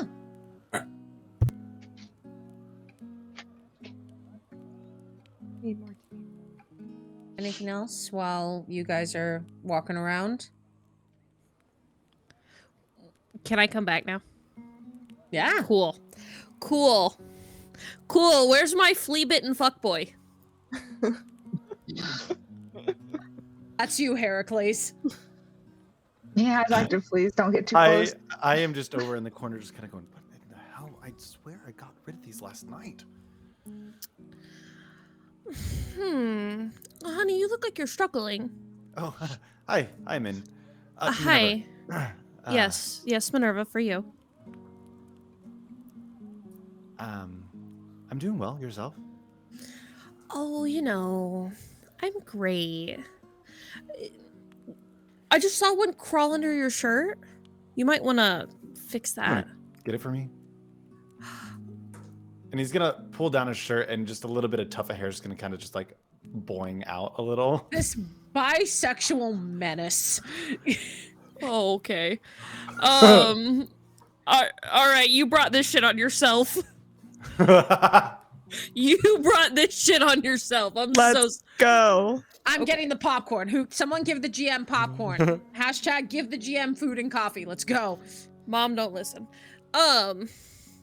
So what she's gonna do, so you're gonna pull your shirt down a little bit, and instead what she's gonna walk kind of up closer to you, and she's gonna slide her hands up the bottom of your tunic, right, like at the waistband, and she's gonna kind of pull it in. She's just like, ugh. And as she's doing it, she's, wow, you really did a number on purse, didn't you? What? Oh, you don't know. Okay. And she's gonna go ahead and she's gonna, if you're willing, kind of push the rest of your shirt off. Absolutely willing. Okay. He is a 10-pack. Fucking bet. Fucking bet. Heracles is the worst because he's hot and he's horrible. we stand a hot, horrible man. And she's just gonna kind of like run her hands again. She's gonna push her shirt off, right? And it's gonna fall and whatever bugs fell. And she's gonna kind of bring her hands back down and just like rest them on on your pec muscles. And just I'm gonna bounce him a little. I mean, all right. We support it. And she's just gonna kind of sit there. I guess I really didn't give you a fair shake, did I? That's unfortunate. But we need to talk. Do you mind if we go somewhere private? Do you really think now's time for this? Well, I'm not getting any younger. And I really do need to talk to you. Just you. Just me. I'm so sorry. I mean, unless you don't think you can handle me. I am a renowned warrior. I think I can handle you. Well, then how about you get yourself cleaned up? Because, I mean, you're still a little sweaty from last night. I don't There's nothing better than getting sweaty. Well, then why don't you come with me? Let's go. So, And I'm I gonna would leave the shirt. I'm not picking it up. fucking bet. So, we're gonna go back to my room. We're gonna go back to my room, and I'm gonna open the door and just kind of like do the finger thing, like the finger wag, and I want you to follow me in. I'm gonna comply. Yeah, absolutely. Okay. And she's gonna shut the door and kind of slowly turn the lock. So, I heard, and she's gonna kind of walk up and stand between. I would assume you sat down, or are you still standing? I think Heracles has a weird habit of kind of leaning up against walls. Okay. I mean, that works. I listen, I'll work with anything. So she's gonna kind of like saunter up close to you, and run her hand over your chest, and just. I heard a little birdie told me that you didn't tell me everything yesterday. And I want to know exactly what you're doing here. Because you didn't just take this for fun.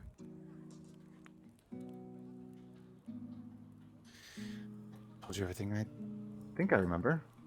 So, Sweetmore, I think there may have been a miscommunication. Minerva said that Jason didn't tell you everything. I know, but I think that he knows something. It's I it's see. her thought process. Understood. Give me 1 second. Listen, I understand that my presence here is not necessarily one that is most wanted. But I'm sure we could find a way to work together. I mean, I suppose we can. But I'm not. I'm going to push on Minerva and kind of push them against. I want to say if there's a table in the middle and say. Yeah, probably. I mean, her room's got a table, a desk, a bed. Leaning over. Yeah. I just want to like lean over you, get close, and just say, "What information are you looking for?"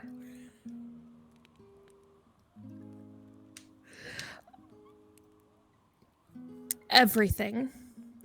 I want to know everything that you possibly have to offer. We're gonna cut at that moment over to the other three. Medea, you are busy getting stuff ready when you see Victoria, this rather buff, just large Goliath barbarian of a woman, come up to you, and she looks at you and she goes, Medea, right? Yes. You're a friend of Minerva, correct? Yeah. Can I help you with something? I'm real protective of men. She kind of means a lot to me. As my friend, almost like a sibling. I don't fully know the details. It's not my thing, but do you want to hurt her for any reason? Because of Jason? Oh, no. Oh, God. Oh,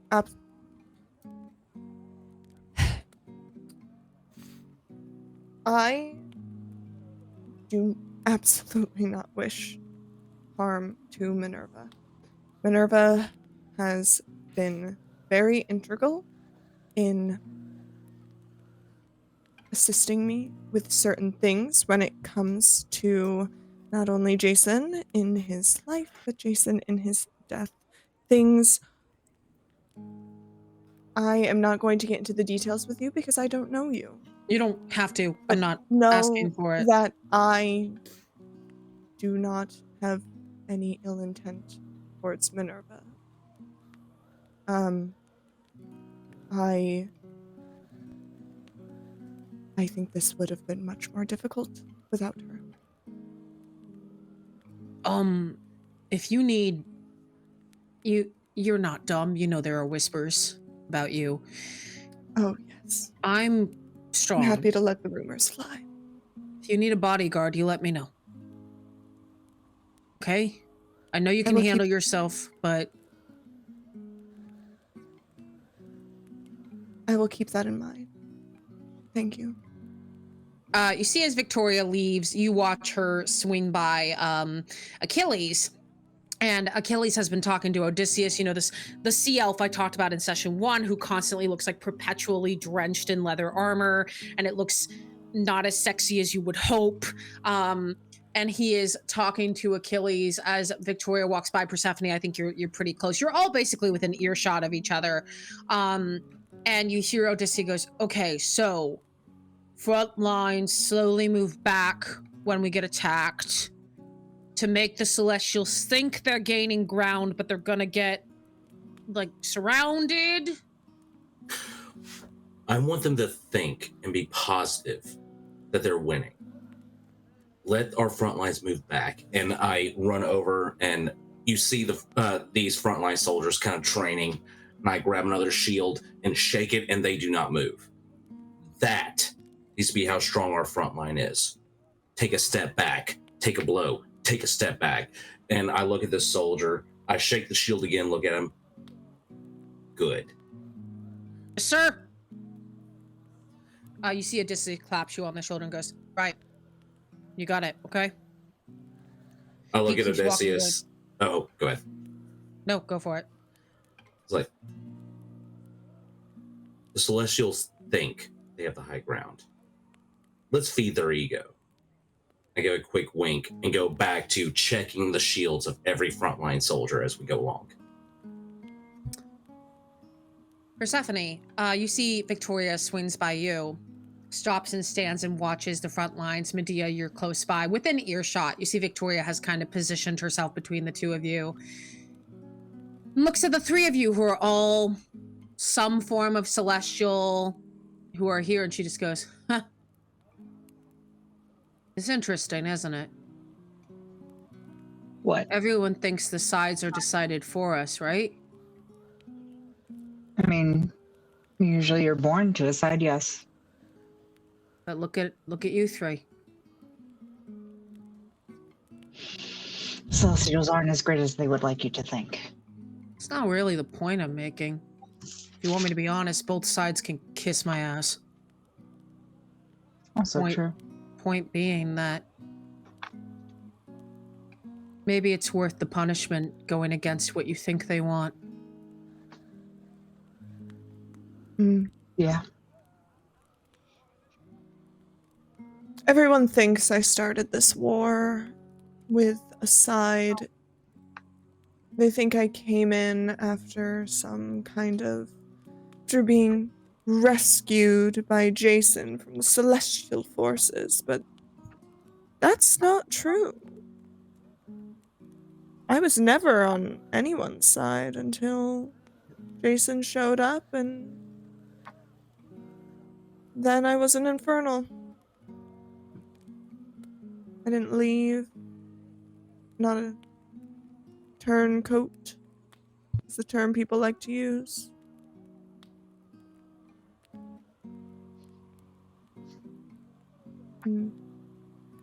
Interesting. Tides, how they turn. In the end, we can all only make our own choices, right? Some of us. The fates don't decide everything. Back in the barracks, in this spicy scene, Mood shift. This was me leaning over.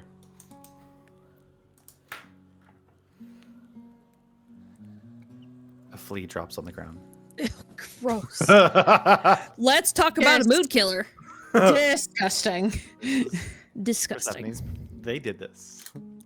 Persephone I know. did in fact do this. I really am about to just like drench you in water or something. Are you trying to outdo Duttberg on the worst possible person? Yeah, I feel like you took one look at that one and went, I can beat that.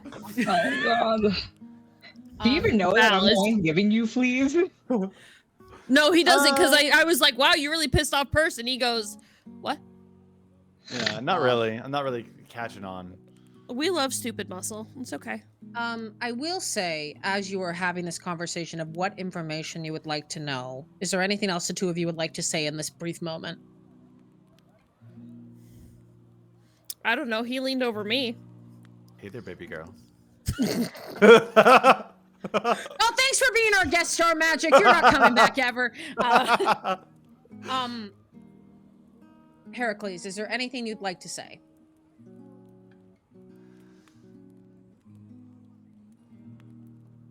I wasn't always honest with you. You don't say.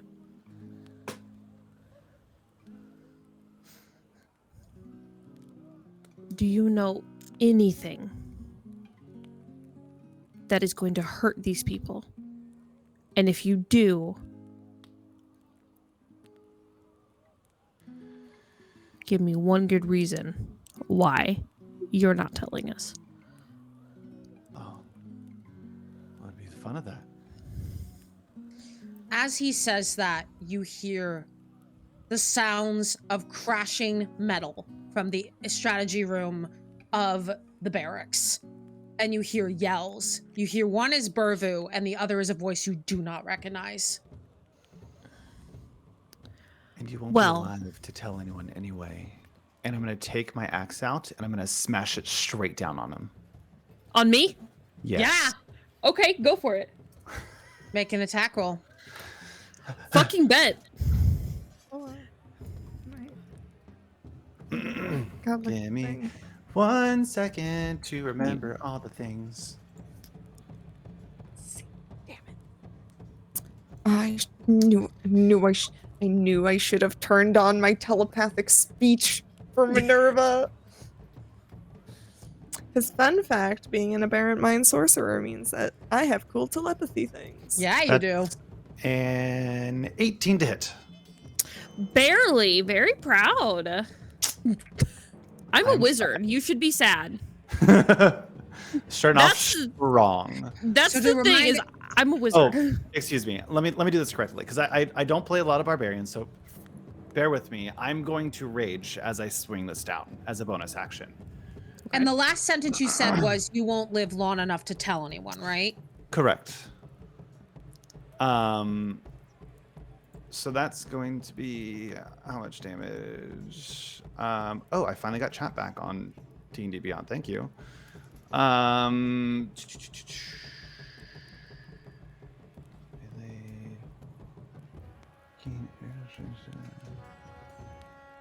much does rage give me? Should be a plus. +2. 3. I Says think three. it's higher. Yeah, Yeah. depends on the So that is 19 points of damage. I'm gonna refrain from making a shitty comment. You feel the slash of the axe into you, and you hear Burvu screaming from the other room. Oh, but BT Dubs Hellish Rebuke. Make a dex save. Make a Well- dex save. Rude. Would any of us have heard Burvu's? You're too far away. You're not even close to the barracks right now. That's 18. Can I say that Medea would have been at the point that we left off, gone back towards started heading back towards the strategy room, because that is very within her character and is very much possible. I'm going to say that you were in the middle of your conversation with Victoria, so I'm not going to allow it. You are not far, but you're not close. Maybe you would have started right now as the axe came down. You then hear from the other room, Heracles! You fucking idiot! We're in! In the meantime, the three of you see just from various corners that you did not plan already inside the camp, celestial soldiers begin pouring out. Various ASMR and warriors, as if placing I'm a themselves celestial. strategically behind tents. Some of them are approaching the setup that you put Achilles, and immediately your front line starts going. But there is a small group that has managed to get beyond, and a few of them show up pretty close to Medea, Achilles, and Persephone. And you all know that there is noise. You hear a lot of noise coming from the barracks. Yes, Evelyn. Would Medea. you say that the strategy room is within 500 feet? Yes. As soon as I see the Celestial's dimension door. Amazing. Yes, Minerva. Magic, you're gonna take 21 points of fire damage. Okay. Everyone roll failed. initiative. 21 points of fire damage as you fucking bring your axe down onto my arm, and immediately upon, like, cutting into my arm, fire fucking blows back at you. Okay. And it's hot, like... I do have a second attack. Okay, well, I mean, fine. Go for it again. If you're gonna land it, I'm gonna do it again. You only have one reaction, so you Well, can only yeah, do it you one know what I time. mean. Yeah. Yeah, I get what you mean. Come on. Are we gonna go into initiative for the second attack, or? I think we're gonna finish your turn and then go into initiative. This is we're not in full battle yet, but since actions are starting to happen, Okay. I want to get us into initiative. All right. Let me go ahead and go roll ahead and finish your attack. again, and this time I'm going to which is it called? You're gonna surrender? I really hope you surrender. I don't know. Hold on. Sorry, I'm You're reading the think- sheet. If you're thinking of reckless attack, you can only do that on your first attack. No, there was a thing where I could. You're a barbarian. If you're trying to describe it, I can probably help you. Why do all the hot men want to kill me? On your turn. I don't know, man. The hot men just want to murder you. I mean... Oh, okay. I gotta. Never mind. Let me do this first. I'm gonna roll. Except for Jason. R.I.P. Jason. And that's a 19, so that's a critical for me. So that's like 31. Because I have thing. So I did a critical hit. Which means I'm going to Great Weapon Master. When you score a critical hit, you can trying to remember all the things. Sorry. Great Weapon Master, I believe, is you can add +10 to your hit. +10 to your hit. You take disadvantage on the next attack against you, but you get to add damage as well. It says on your turn, when you score a critical hit with a melee weapon or reduce a creature to 0 with 1, you can make one melee attack as a bonus action. But I already used my bonus action, so I can't do it. Actually, technically, so I can't do that. Never mind. But I will go ahead and take that crit. Tipsy, what's the rules there? Double your max damage and then roll on top of it. Okay. And does that include the brutal critical, which allows me to roll 2 additional weapon damage dice? Sure does. If it's an effect that is a result of a critical hit, it doesn't double. Oh, okay. Yeah, thank you, Evelyn. But So are no, they that will maxed? not They're double. not maxed? Okay. No, they're you just not. rolled. Okay. You just so rolled. I have a max of 10. I'm not then letting you kill Min. I roll 3d. I was fully prepared for Min to die last session. Duck and I talked about this. I very much wanted, like, Min to be killing him. And she had 1 hit point left. I very much wanted him to come up with a dagger straight into the heart. I wanted her to die last session. So, fucking bet. Try me. That's 45 still points of crazy. damage. Okay. 45, 46, 47, 48 points of damage. 48. Okay, 48. yeah, I mean, she's still crazy as hell. 48, so... Okay. Okay. Did anyone get initiative above a 20? Oh, I haven't rolled my bed. God freaking damn. Okay. What did you get, Medea? 20. What did you get, Achilles? 22. What did you get, Persephone? 21. Give me 1 second to type all the things. And what did you get, Also- Heracles? 22, and welcome in, Raiders. Hi. We're Oh goodness, I was busy typing down initiative. Hello, let's get Roland's Raiders. Thank you guys for coming in. We're some trader shit is going on. We're doing some trader shit. We're doing some hot trader shit. Yes, Minerva. I also rolled What'd you above a get? 20. I Amazing, nat what'd you get? 20, but it doesn't really matter because I also got a 22. But Okay, Achilles I'm is higher. I'm gonna say that you go before Achilles because you got a nat 20. I'm gonna say Achilles' dex, and you, Heracles, you also got a 22. yes. But I think Achilles' dex is higher than yours. I'm sure my dex Um, is 14. Mine's 20. I'm the smart You one. actually see that none of you go first.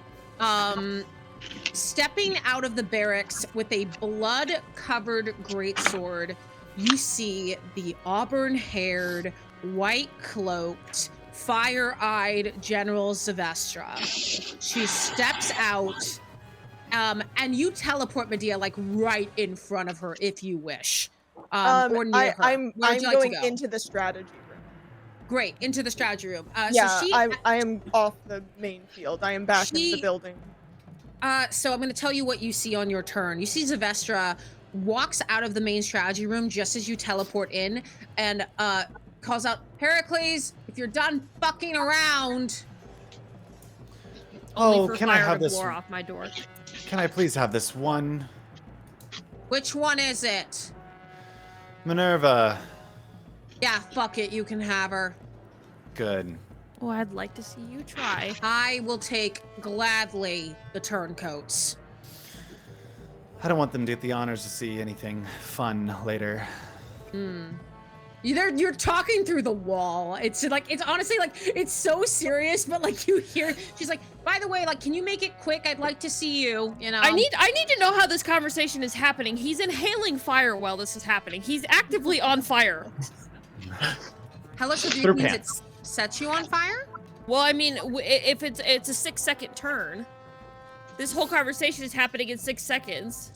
I would have blasted him in the. She has telepathy. Okay, I was like, I mean, in 6 seconds, it's a lot to say in 6 seconds when I'm blowing him up. That Get out is this one. totally fair. I'm actually 100% not bullshitting. Solars have telepathy within 120 feet, so we're gonna retcon that, and she's doing telepathy at you. So you do not hear this, Min. Okay, and that's yeah. Because I honestly didn't think about that. I appreciate it. I didn't think about the fact that, you know, raging fire might make things kind of hard to hear. Yeah, like I said, as he brings his axe down on her arm, it kind of like when you pour gasoline on a fire, that cut immediately erupts back into his face. You pour all your fleas died. You see that she has 150 feet of flying. So she is going to fly 150 feet and then use, and she's going to be within, I'm going to say we're going to do this when we do our next session. But basically, you see Sylvestra on her turn get within fairly close range of Persephone and Achilles and just goes, oh, if I didn't get to have my fun with you, you don't get to have any fun at all. I look Minerva. over to Persephone. It's like, oh, okay. Are we about to burn some axes here? Definitely. All right, Minerva, you're up. All right. Party. Yeah, it's Minerva, then Achilles, then Heracles, and Persephone, then Medea, then something. Okay, bear with me. Roll 20 is having a whole Something? time. What? Something. It's like making my computer super jumpy. So, No worries. You can't look cute even with your dog. You're a dirty trailer. Trailer too. I have yeah. a trailer.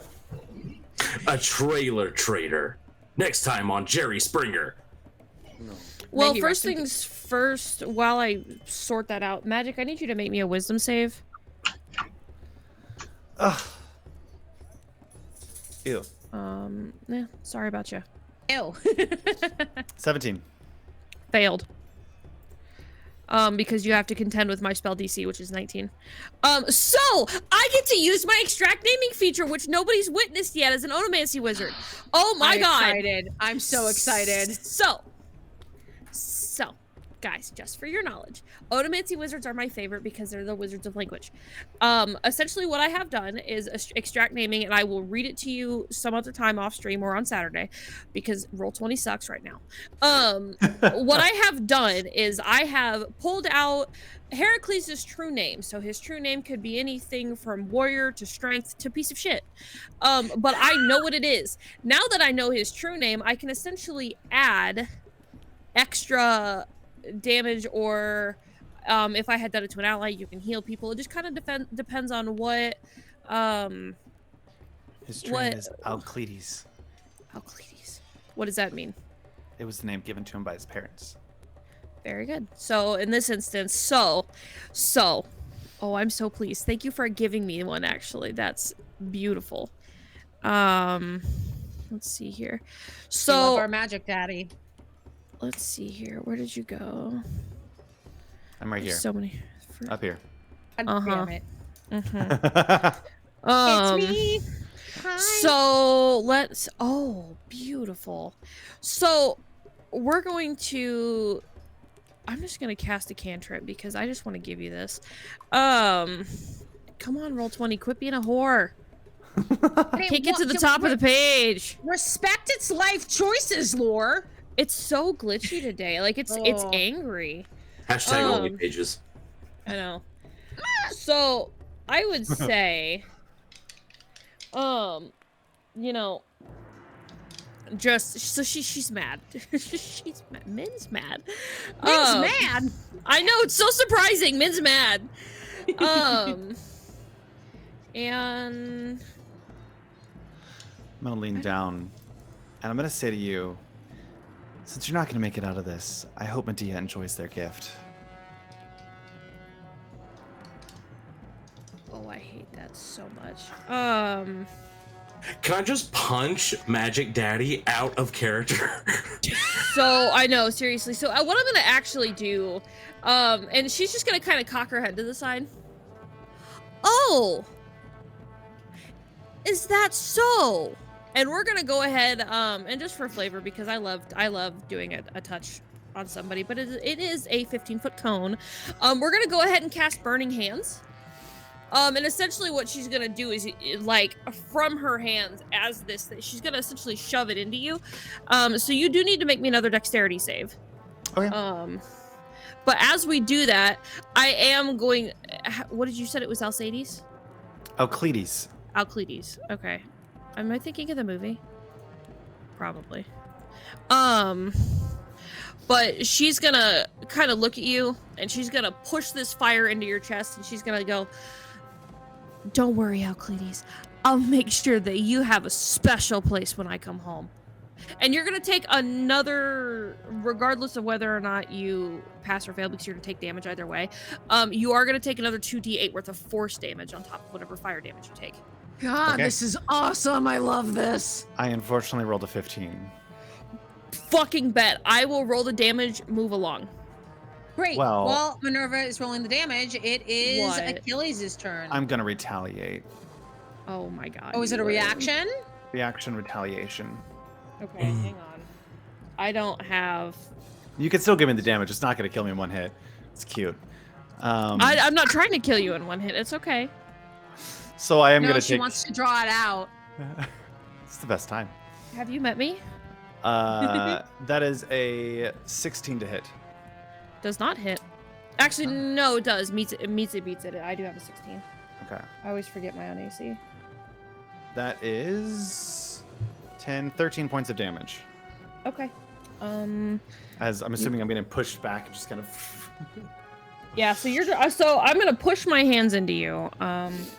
So you get so you're taking, because I'm level 17. I actually max out my dissolution spell. So that's 4d8 worth of force damage, and then you're gonna take another 3d6 of fire damage. Wait.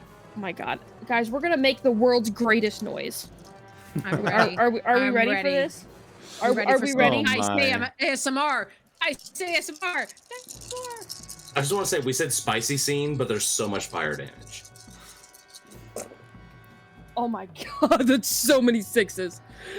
Amazing. Oh, that's so many sixes. So you are going to take, what is that? That's 10, 20, 30. You're going to take 39 total points of damage. That was... Okay.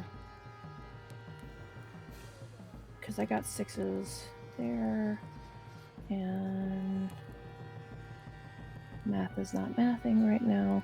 So you take... So I max damaged my burning hands. Nice. And then... Job on that. We love that. Thank you. Right, is that how math works? Yeah, that is math. No. No, I think I added an extra 4 points. So you're going to take 35 total points of damage. So that's 18 points of fire damage, and then 19 points of force damage, as I essentially just rocket you into the wall. Now your chest hair is on fire. Oh, that's You right. are- I am. Crispy Heracles right now. Charboiled Heracles. Heracles. Stop. Not anymore. Here's the original recipe. Achilles, Aw. it is your turn. You see Zevestra is like, I'd say about 200 feet away from you.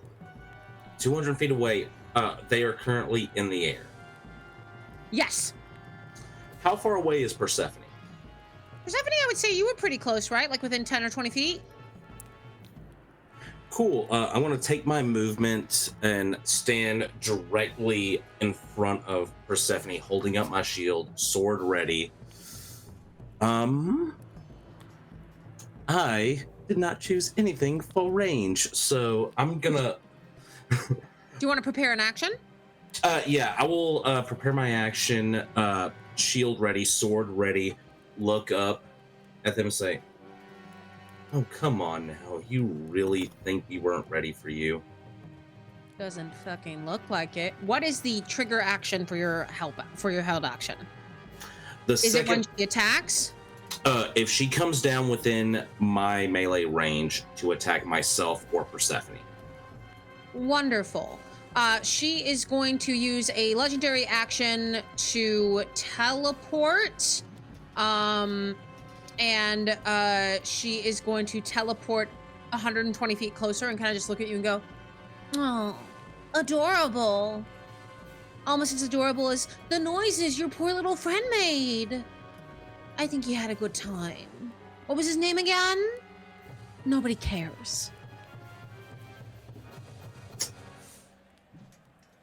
He made it out, did he? You No. just hear a deep rumble as you see the shield tighten across his forearm, the shield or the sword going on top. He looks at Persephone. He's like, I need you to hold me back because I'm going to drink from their skull tonight. I'm not holding you Heracles. back from anything. Heracles, it is your turn. We cannot hear you, my dear sweet magic daddy. Oh, that's probably for the bad. I yelled. I'm just going to look up and just and run towards Minerva and just go right across them with Make my that attack roll. big old axe. What did you do last round again? What do you mean? What did I do? I thought you got a reaction. I did a retaliation. And what was the damage? Great question. That was 5 minutes ago. Fuck. Well, I was too busy doing dice ASMR for the chat. Look, I think it was 13. Okay. Someone in I- chat says it was 13. Yeah. Okay. Nobody Thank you, said chat. it. For my first attack, 25 to hit. It hits. It's a 25 hit. I've been waiting for you to roll a 25 so we could actually just have that happen again. 25 hit. So that's gonna be 11 points of damage. Okay. Then I can attack twice in one round. So I'm gonna roll again. Okay. For a 16 to hit. Beats it. And that's 16 points of damage. Okay, hang on. So I was...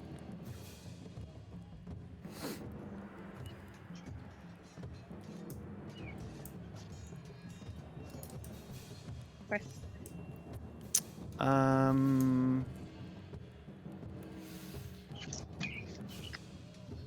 Do you have Doofus is immunity to ready to- being... No, that's... Doofus is so ready to throw hands, and I'm ready to kill this character.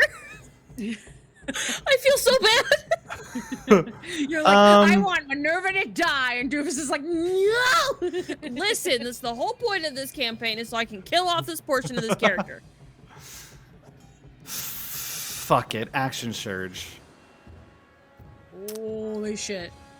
I'm gonna do another 2 attacks. Okay. I'm just fucking going at you. That one's a 13 to hit. Does not. And then that's a 19 for a 31. So that's a crit. Okay. Max damage, roll on top. So that's 10 plus 3d8. Oh, that is a D. I don't know what that was. What did I just roll?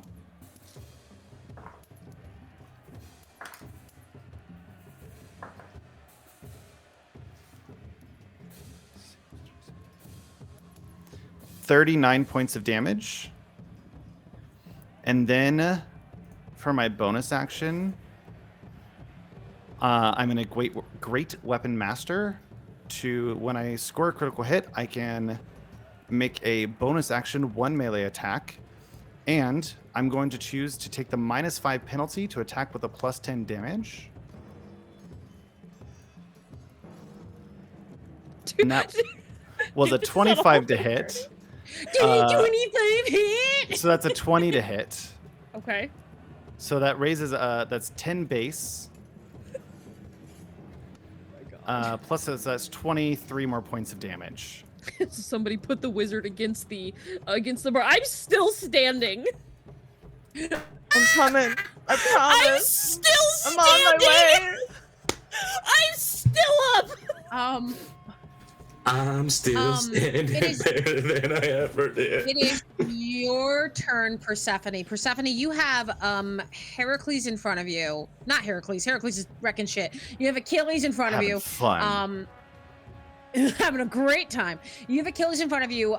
Currently, Zavestra is about 80 feet away. Well, I'm fine with that. I look at Sylvestra and say, I don't think flying is such a good idea. And I cast Storm of Vengeance. Yes. What do I need to do? So it is a new spell. Cry. You also need to cry. Yes, please cry. Okay. So a turning storm cloud forms. A turning storm cloud forms centered on a point that I can see, so I'm targeting it right over Sylvestra. And spreading out at a radius of 360 feet. Lightning So flashes you're- in the area, thunder booms, and strong winds begin to roar. And each So you're creature under the affecting cloud, everyone. everybody. Because I hate her. All right, you're gonna kill some infernals. Probably gonna kill Victoria. Might possibly kill Hecate. It's fine. If they're undercover, then they're fine. If they're not, Okay. then they're fine. Each creature under the cloud no more than 5,000 feet beneath it, they need to make a Constitution saving throw. Great. There's a +8 to the save. What's my DC? Your DC is 18. She does not make it. Uses a legendary resistance to pass. That's fine. On a failed save, 2d6 thunder damage and becomes deafened for 5 minutes. Oh, she still gets deafened even though she saved? Wow.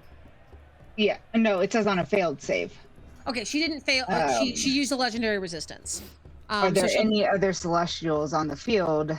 not other than like foot soldiers and stuff. Basically, you're going to take out a few soldiers with this. I'm gonna go ahead and roll a saving throw for a couple other people.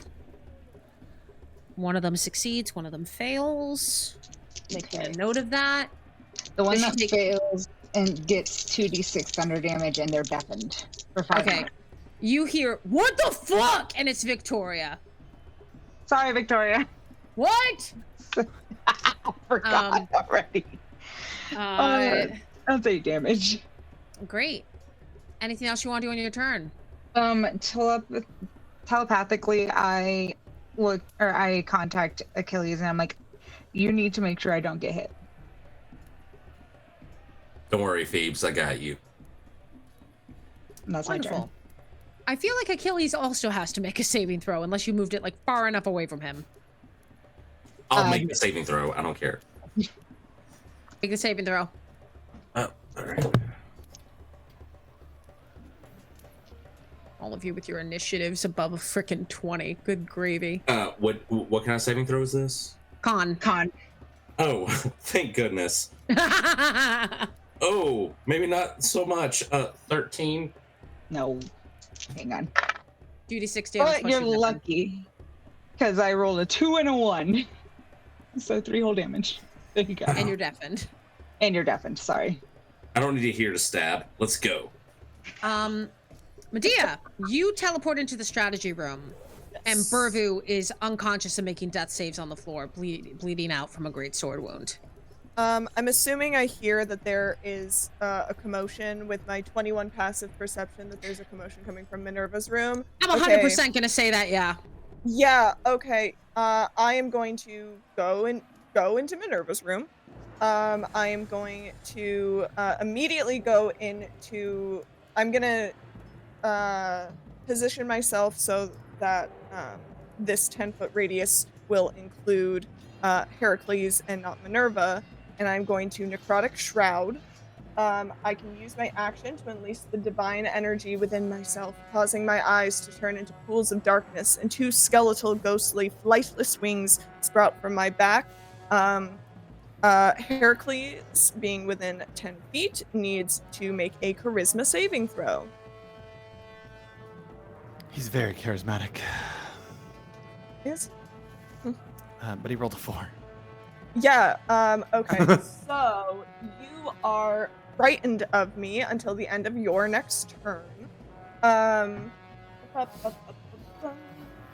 And then I'm going to spend 2 sorcery points to quicken spell, and I am going to cast Mental Prison on Heracles. So you need to make me an intelligence saving throw. The greatest question is he a smart himbo or standard himbo? 18. Fail! Oh, yes!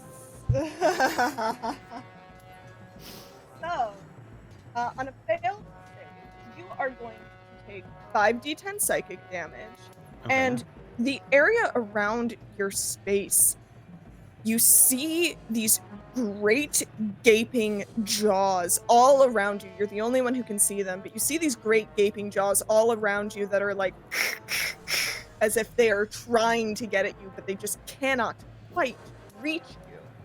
And I'm going to roll my 5d10s. This is the spell I was excited about. Okay. While you're counting that, I do have to give some credit to that Craze Red's comic. Bless my soul, her make a saving throw. Amazing. Amazing. 10 out of 10.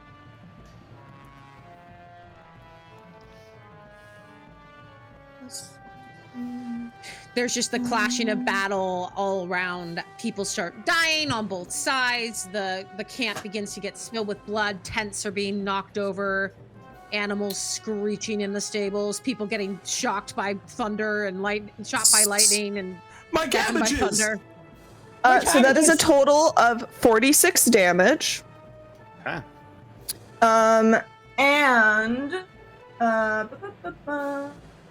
You cannot see or hear anything beyond it, and you are restrained for the spell's duration. And How if long the is it? target is, it's a minute. If the target is moved out of the illusion, makes a melee attack through it, or reaches any part of its body through it, the target takes 10d10 psychic damage. Okay. Someone call Wonderful. Hera in on this to torture Hercules? I'm just saying. Wonderful. Burvu's gonna make a death saving throw. Noting that to myself. And for the last turn before we end at the bottom of the round, the sky above begins to swirl with dark energy that looks like it is ripples of ocean water, but flashing between gold, silver, and black. And you see Zevestra starts laughing as high above her, a twisted angelic spirit appears, carrying a large scythe with a golden blade. But even from far away, you can see that she is covered in scales, her skin is blue, and she has been manufactured. It is clear she's been given some kind of power that she didn't normally have. The queen of merfolk herself, Thetis, descends upon the battlefield. Your deafened goes away, Achilles, for the sake of story, as Thetis looks down at you and goes, Achilles. Again. And that's where we'll end our session. Excuse me as I make Doofus completely hyperventilate. How fucking dare you? I need some warning. Holy shit. Ooh. And just me with the moms this episode. Guys, thank you so much for being here. Also, spoiler alert, Magic Sheep will be in the next episode. So we're gonna have a full-on battle episode. Also, yeah, someone commissioned Oops All Mommies, clearly. Thank you so much for being here. I wanted to say a special thank you to Let's Get Rollin', who came in with a raid. We super appreciate it. We saw a lot of fun people come into the chat. I unfortunately don't have the time to say hello to all of you, but we did see you, and we love you very much. We are running a little late, so we're on a little bit of speed dial right now. Players, phenomenal job working with what I gave you with some tough material, jumping into combat, dealing with the broiest, horrible bro to ever bro. So let's do a quick go around and say where we can find us. Magic, let's actually start with you. Where can we find you, Magic Daddy? I'm the worst person to start with. I am. My brand is the Academy. Hi, welcome in. Of course, this is the Magic Academy. We're so glad to see you here. We are a improv D&D table that specializes in telling queer stories, and we absolutely love that you get to experience this journey with us. We are across all platforms. You can find us on Instagram, Twitter. We have a Discord server if you want to meet more nerds like us. We also just added a Patreon where you can get exclusive content. You'll actually be seeing our Game Master today, Tipsy. Their preamble is going to get released on Patreon tomorrow at 9 o'clock Eastern. And we're very excited about that. I spent a lot of time this weekend on it, and I love them. Last thing, we did finally, it's been months working on this. We are officially on all kinds of podcast platforms. If you want Spotify, if you want Podbean, FM radio, iHeartRadio, I don't know all of them, but they're down below in the little About Me thingy. And you can find us anywhere.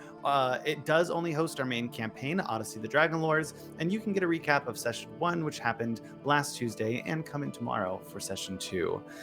Sorry it took a long time, but No. I appreciate you guys. Lily. And thank you. Yep, Lily Pandas, go for it. Hi, I'm Lily Pandas. You can catch me here on Twitch. I will be streaming my very first stream on Wednesday, the 24th at 6 p.m. MDT. Hi. Can we please get Doofus? Hi, I'm Doofus Domain Cleric. I'm extremely emotional. You can find me at my therapist tomorrow morning. Evelyn.